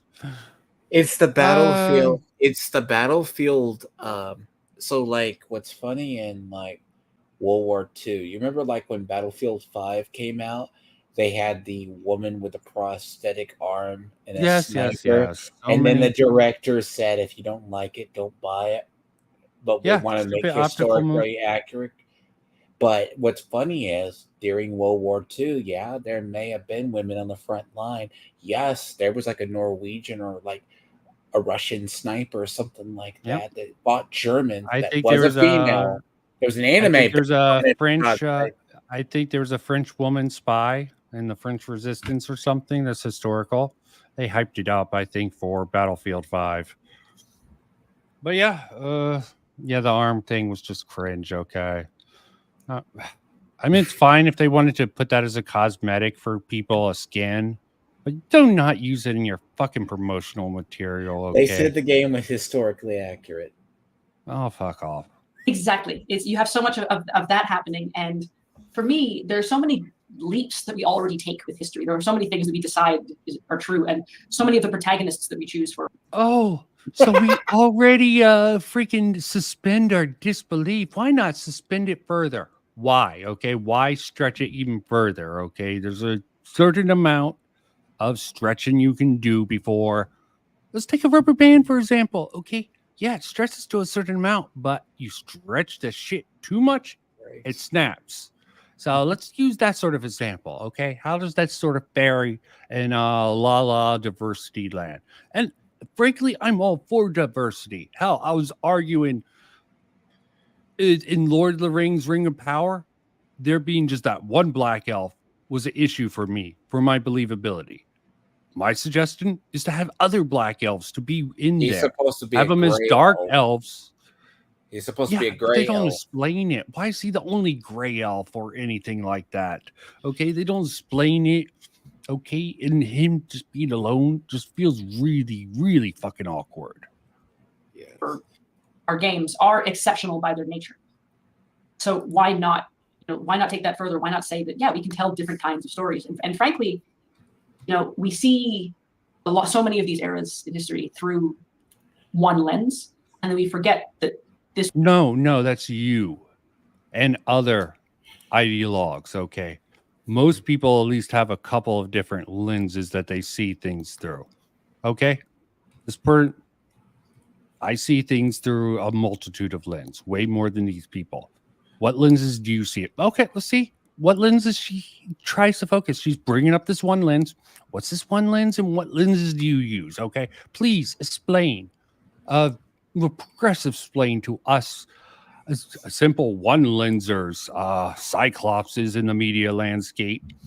How your ideas, what lenses you do, blah blah blah. These same stories, the same society was experienced by so many different kinds of people, and I would bet a lot of the time that those stories are more interesting. The stories that take place from a perspective that's going to show us things we don't know. I have a book called The Black Victorians, and it's such an interesting read because it's something I had never really seen a lot of the time. I kind of, we all kind of think, okay, well, that was slavery then, and so that must have been how everybody saw things, but there were incredible things being done all around the world, and we rarely explore that in media because it doesn't fit what we're used to. Nah. So I think there's just so many opportunities to kind of change that and to show people both exceptional and unexceptional. Okay, what was the point of the one lens? Doesn't this sound like she's just going through one lens? I think she had an idea that it just didn't pan out, probably. Oh God! So basically, her NPC script just went It haywire. was her NPC script and her weird educate. Have you ever seen it, liberal people? Like, I want to sound smart, so let me talk about the lens, then go on about this little really stupid idea, Black Victorians. Have you ever seen freaking Othello with like the idea of Othello, hate it or love it, Patrick Stewart did a reverse race Othello, okay? But it was a white guy in like sort of I think it was supposed to be an African-like place. So Othello was the white guy and everyone else was black. Worked out perfectly well that way. Same script. They changed the setting by a little bit. Yep. And it worked, okay? What she's talking about, just she's trying to take Victorian culture for the black people. She's trying to become the colonizers, it seems like. A cultural colonizer, okay? Victorians are for white people historically. We can't let them have that. Let's take it from them. Even if it's just fiction, they shouldn't be troubled. From different backgrounds. Yeah. That sounds like a really interesting book. And again, what does this have to do with Just to add to that a little sensitivity bit, reading? I was really surprised when I saw the movie Victoria and Abdul about Queen Victoria and Indian Muslim servants. And yeah, like, Okay, where does she talk about the game? This is frustrating me. So much waste. Do you know? so many people didn't know about it, specifically because the people around her were very careful to erase all evidence of it historically because they were just so upset by it. Which I think is that's so interesting to me because it's a deliberate attempt to erase things. You want to talk about? I don't know the game. This is more so. The next section. When does the current? So the top and Indian Muslim servants, and yeah, like so many people didn't know about it specifically because the people around her were very careful to erase all evidence of it historically because they were just so upset by it. Which I think is that's so interesting to me because it's a deliberate attempt to erase things. You know, it's and yet we look back on it and we go like, oh, we take it at face value. We just assume because we don't know about it, it didn't happen. Fuck. Okay, what timestamp for the game? That was just so fucking retarded. So the they topic, just ran so it with goes this to the topic is representation as a foundation and principal design versus afterthought. Current state of diversity in the writers' room. How industry can help marginalized writers grow and advance. No, I'm just busting out the transcript. You're no help, Tiamat. I was looking for where she talks about the video game. I'll just look for the. I'm reading through the titles. I don't see how anywhere she talks about it. Marketing of female Ivor. That's at 107 in Assassin's Creed. Okay, let me just look. And 1140, 1 hour 11:42. Her work in Assassins in Valhalla and Syndicate. Okay, yeah. Let's just get to this. Tell us about which quests you worked on in either game. Ooh, like, I look out for specifically. Yeah, for Valhalla, I handled a lot of the settlement stuff that happens, including a lot of the main story beats that take you through that growth process, that take you through the main story. I think the most unusual thing I did on the game that people can but beyond the settlement and story stuff, is I did the flighting, which is the poetry battle that you have. That's one of my favorite activities in the game. Oh, really? I I'm love so them glad. so much. Okay. Yeah, I still have, at this point in my career, I still have a hard time going like, oh, I'm proud of this because I have anxiety and I'm a writer, but those are really fun to do, I can say. Oh yeah, sure. Take out your anxiety through a creative work that's supposed to be. Yeah, okay. Maybe this is the poetry battle was a great addition to the game. I mean, I can't knock it. I can't play it. Actually, so sounds I can't like tell you. Sounds like something that would be a nice little thing to do, but it sounds doesn't sound as bad inconsequential. as the Mary Jane missions in Spider-Man 2. Okay. Say is that it was something that when I came on the project, being kind of talked about as a possible thing to do, and Darby McDevitt, the narrative director, kind of presented it as a possibility of something that they wanted to do, and I said, like, one, I love it, and I need this to stay in the game, and two, I'll see what I can do with it. And so I kind of very much inspired by Monkey Island's insult sword fighting, and also by. Okay, I can almost respect that. She's citing a actual game that has some street cred. Does it fit in it? Monkey Island. Again, I can't.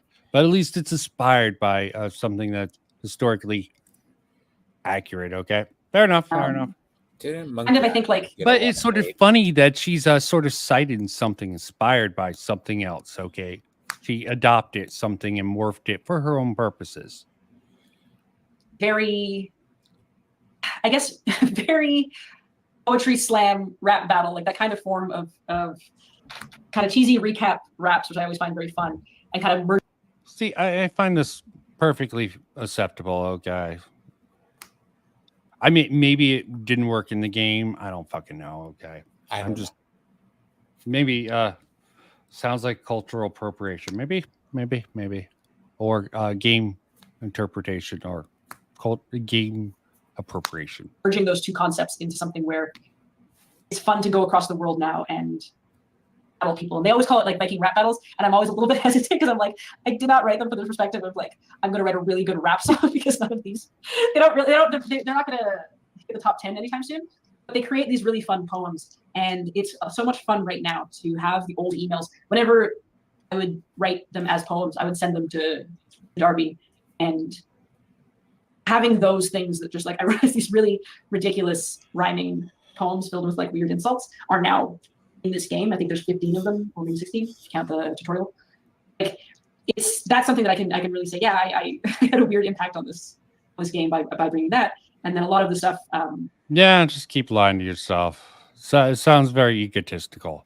I'm not going to use the term narcissistic because it's overused, but this sounds very egotistical.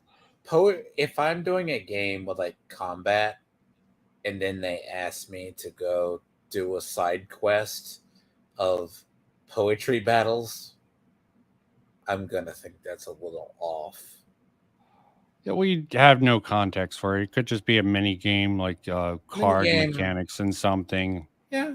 I mean, I can see it working, but I don't think it would be something significant to the story or anything. It sounds like just a side thing or a side quest. Who knows?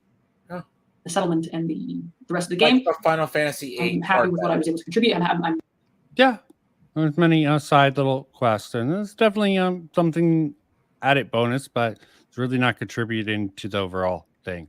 Unless you can actually work in the sort of side content into the greater thing. It's actually rather impressive when people can do that. I loved working with that team, three folks, David, Vincent, and Loren. And yeah, making that was really, really cool. I think, yeah, the weirdest little tidbit that is easiest to say, yeah, that's me, is a lot of the fighting. I love the fight as well. And a lot of the, yeah. Oh, I'm so glad that delights me, because I think that's a lot of the little fun stuff in the game is what I'm most enamored by, because a lot of the main beats that I also write, they're things that are part of a greater thing, right? They're part of a greater narrative that I'm kind of trying to serve. But there's a lot of little moments, I think, in the settlement, and I'm really enamored with some of the small character details, or some of the fun stuff that you can do that's a little more ridiculous. I know that when I have played past Assassin's Creeds, I enjoy the story, but I also enjoy having those little moments where your very serious character can encounter some kind of unusual person or unusual thing and have a different kind of experience. One that's outside of, because I think one of the things that's most fun to me also about Eivor, and the reason that I love fighting and little things in the settlement so much, is that Eivor is such a serious character. She's amazing. She's like so talented. She's a killer. She's a diplomat in many ways. She's very stoic. And getting to write her into these more unusual moments where she's not necessarily equipped, she's more equipped for battle than for comedy. And having that, I think, little incongruity is a lot of fun to play. Okay, loves to fuck with people. Fucking hell. Okay. Like to sort of change the sort of theme of it, even if it probably fucks with the flow, the gaming loop. Oh, so the flighting challenges is word challenges. You put poetry together. It's like a rap battle. Yeah, I think slam poetry. Yeah, that's it's like slam poetry. Yeah. I'll also add that I really love the settlement, and I've only met Yeonli for like 2 minutes, and I love her already. Oh yay! I'm so glad, and it's another one of those things where like I would love to have more time to explore like smaller characters and give them more arcs, but there's always next time to have it. I think what we have in there is really, really strong and really fun. Did you also write, since Hytham is also part of the settlement, did you write his parts, or? Did, yes. I haven't explored the settlement that much yet. I've built a couple of buildings so far, but not.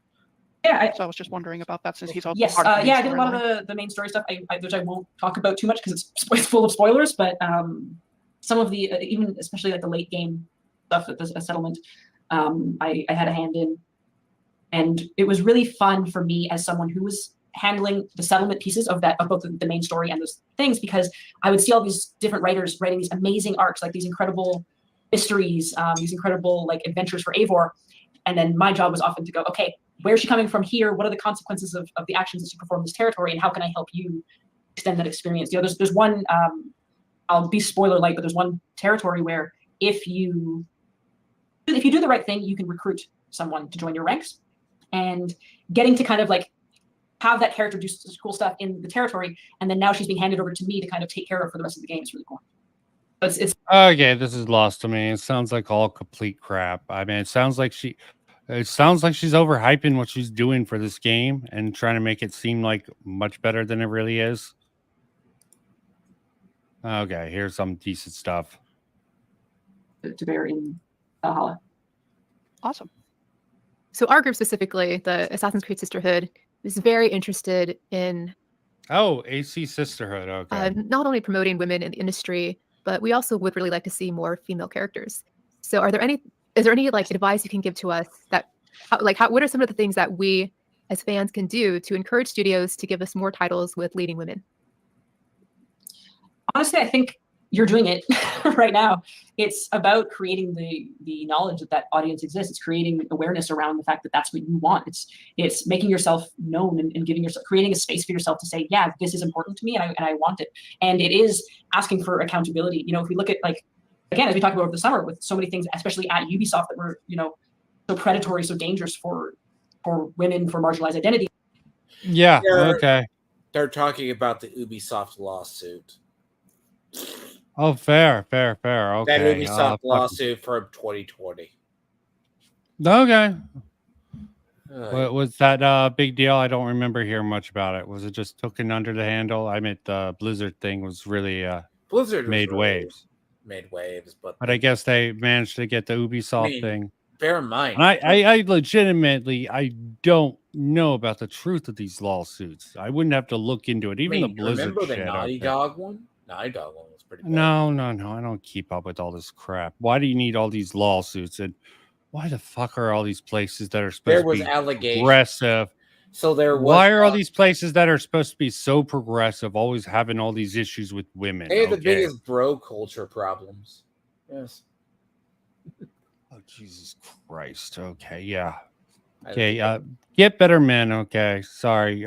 Get out of the gaming industry. Start your own fucking thing. There's the whole Skullgirl stuff, which was a complete fuckfest, where they try to make the fucking autistic guy that they hung the hat on seem like a total weirdo because he was autistic, and they sort of encouraged that sort of attitude within him, and then they sort of fucking threw him under the bus.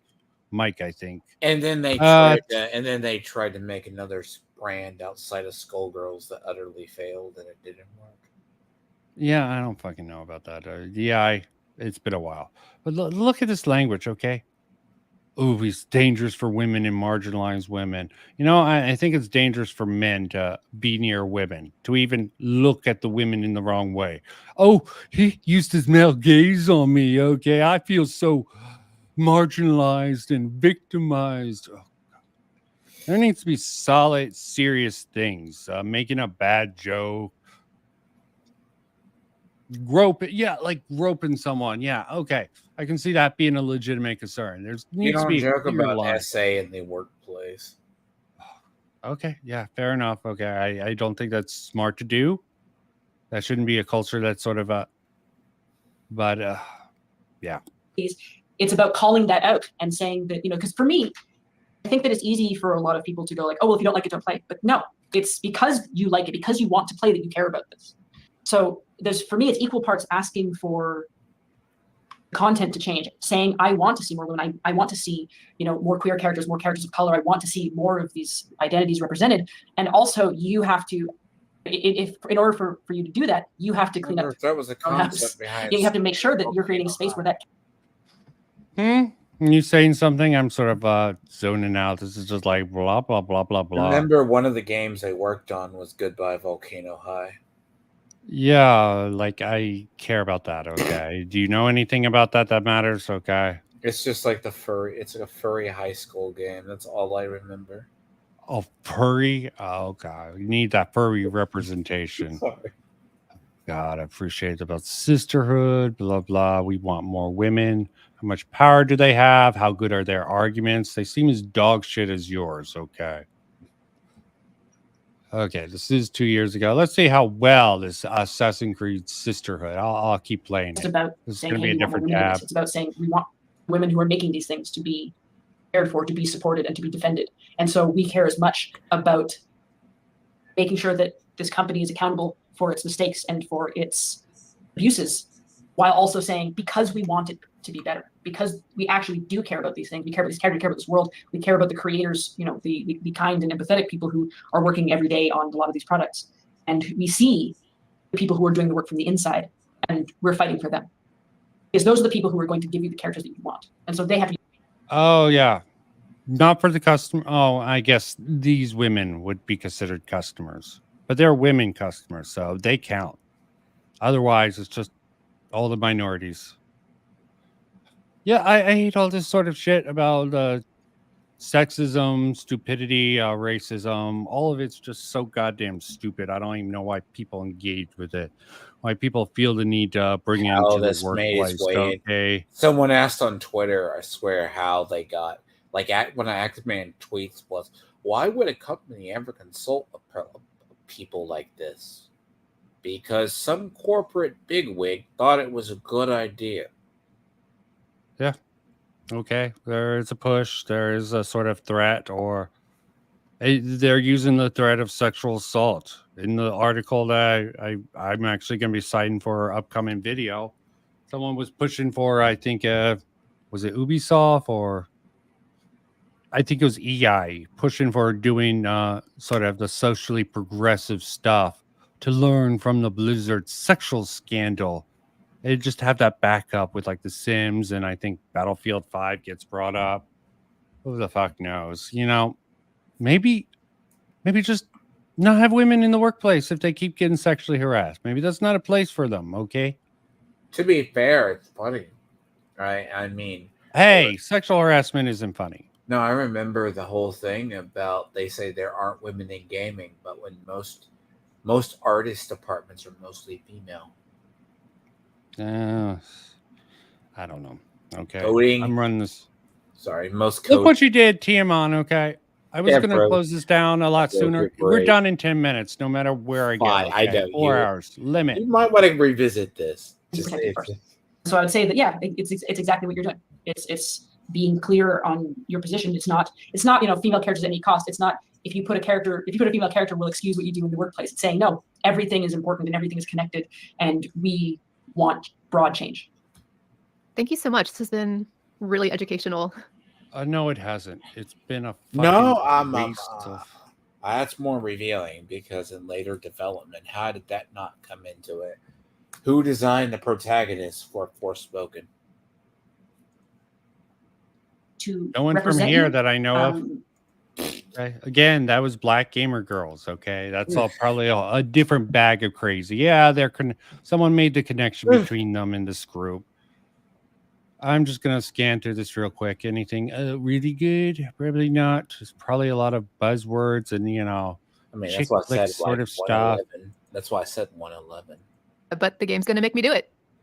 Yeah, and I think sometimes I as someone who works in both AAA and indie, I'm well aware of like all the constraints. There are sometimes when you have to go, look, we're just going to put a strong and convincing narrative wrapper around this thing that we can't really work around. But at the same time, I think I think there's a lot of work that we could do, just change those things from the beginning. And if we started including more people in that process, we probably never come to a point where we have to have this happen. We can probably figure out another solution.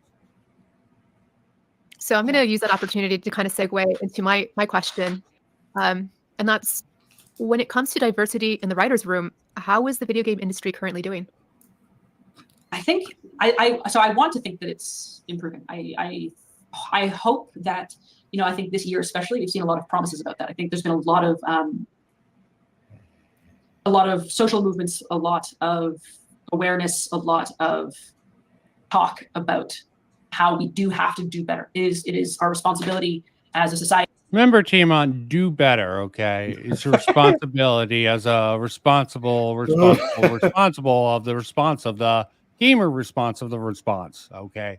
Only you can prevent the trans, queer, Black woman genocide, Timon, okay? Only you. I get God. No. This is such fucking slop, okay? Yeah, but I guess this has a certain audience, okay? This is catered toward women, by women, for women, shoved up a woman's hole lost in this. And as an industry within that, to be more inclusive, to be more diverse. And so I hope that we're on the right track. This year, while working actually on... Yeah, okay. Nice, okay. This is a good find. Suicide Squad, Kill the Justice League with Rocksteady, was the first time that I was in a writer's room with another Black writer. And I've been I've been in the industry for 7 years. And how well did that turn out? Okay. 7 years. And he's been in the industry for about 15. And look, I think racism is stupid and retarded and all those things, but this is almost the argument for it, at least in the writer's room, okay? I hate to admit it, okay? I'm willing to bite the bullet. If this is going to turn any... Are you going to bite if the bullet anything and would say, turn me racist, it would be shit like this, okay? Are you going to bite I'm the bullet joking, and of say course. we I'm need, joking, bite of the bullet and course, say we okay? need merit-based writing? Okay, I'm just going to play. Only a few more minutes. As I said, I'm shutting this off no matter rain or dry. I have 4 hours. I don't like that. For me is wild. Is like it's hard to believe that that can still be true. You know, to say like that's it. So I think that's where I currently stand. Where I'm like I want to see more of it. I am starting to see it improve, but I think there's still ways to go. What are the possible reasons for that? Do you not even think about it? Oh, it's racism, structural patriarchy of the white man, blah, blah, blah. Okay, you don't even think about the reason for these. Okay, you just assume it's something. If there isn't more representation, think about why that is. Okay, maybe black people don't care about being in the writer room for fucking. Because here's the funny thing is, I want to say this because she designed the female Ivor, right? They said Ivor was like, even though you see it, you can play as a male or female Ivor in the game. The female Ivor is canon. Okay, I have no clue what you're talking about. Maybe someone will make sense. We got a few more minutes. Let's just, especially in leadership. You know, I see a lot of, I think, you know, junior writers that we're bringing in, a lot of, you know, first-time writers, a lot of really super talented people who are bringing in from a bunch of different backgrounds. But a lot of the time, they're entering into systems where they haven't promoted a lot of people of color. They haven't promoted a lot of marginalized identities. They haven't promoted a lot of, you know, LGBTQ folks. They haven't promoted a lot of, and basically anyone who looks like them. Why is that the So they get into priority? the industry, but all like, you know, say the lead or director positions are still held by the same people. And that's, I think, where we have to start really working, is realizing, you know, who has been working here for a long time. Who's I get rid of the old white man. Okay, screw him. Okay.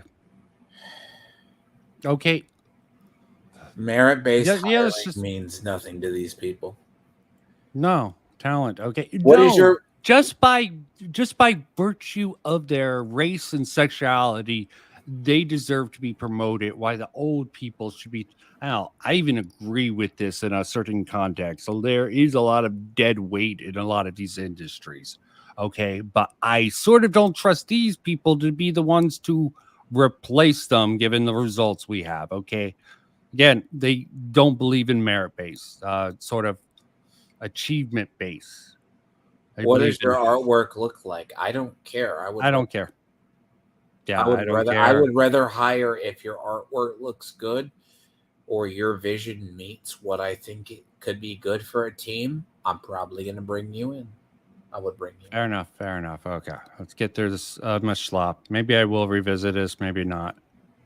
Already here who can become leaders and provide a space. Because one thing I think, if you say, hey, I'm going to be a male lead and I'm going to create an all-female team of writers, like, cool. But if they come up with a bunch of ideas that speak for them and you still hold all of the power to say, nope, I disagree, I'm going to go ahead and do this, then are you really helping? You know, it's about also saying, hey, there's space for you.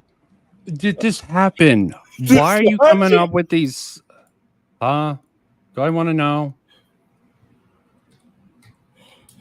Okay, I'm just going to press play again. This is just... Did this ever happen? Is this just a fantasy? Leadership, there's space for you in management. There's space for you to move up the ranks. So I think we need to do better with that. And that's where I'd like to see a little more focus. But yeah, I would say that we're improving the industry in that way. It's really illustrative what you said, that you've been working on in the industry for 7 years, and that was like the first time that there was another person of color in the same room.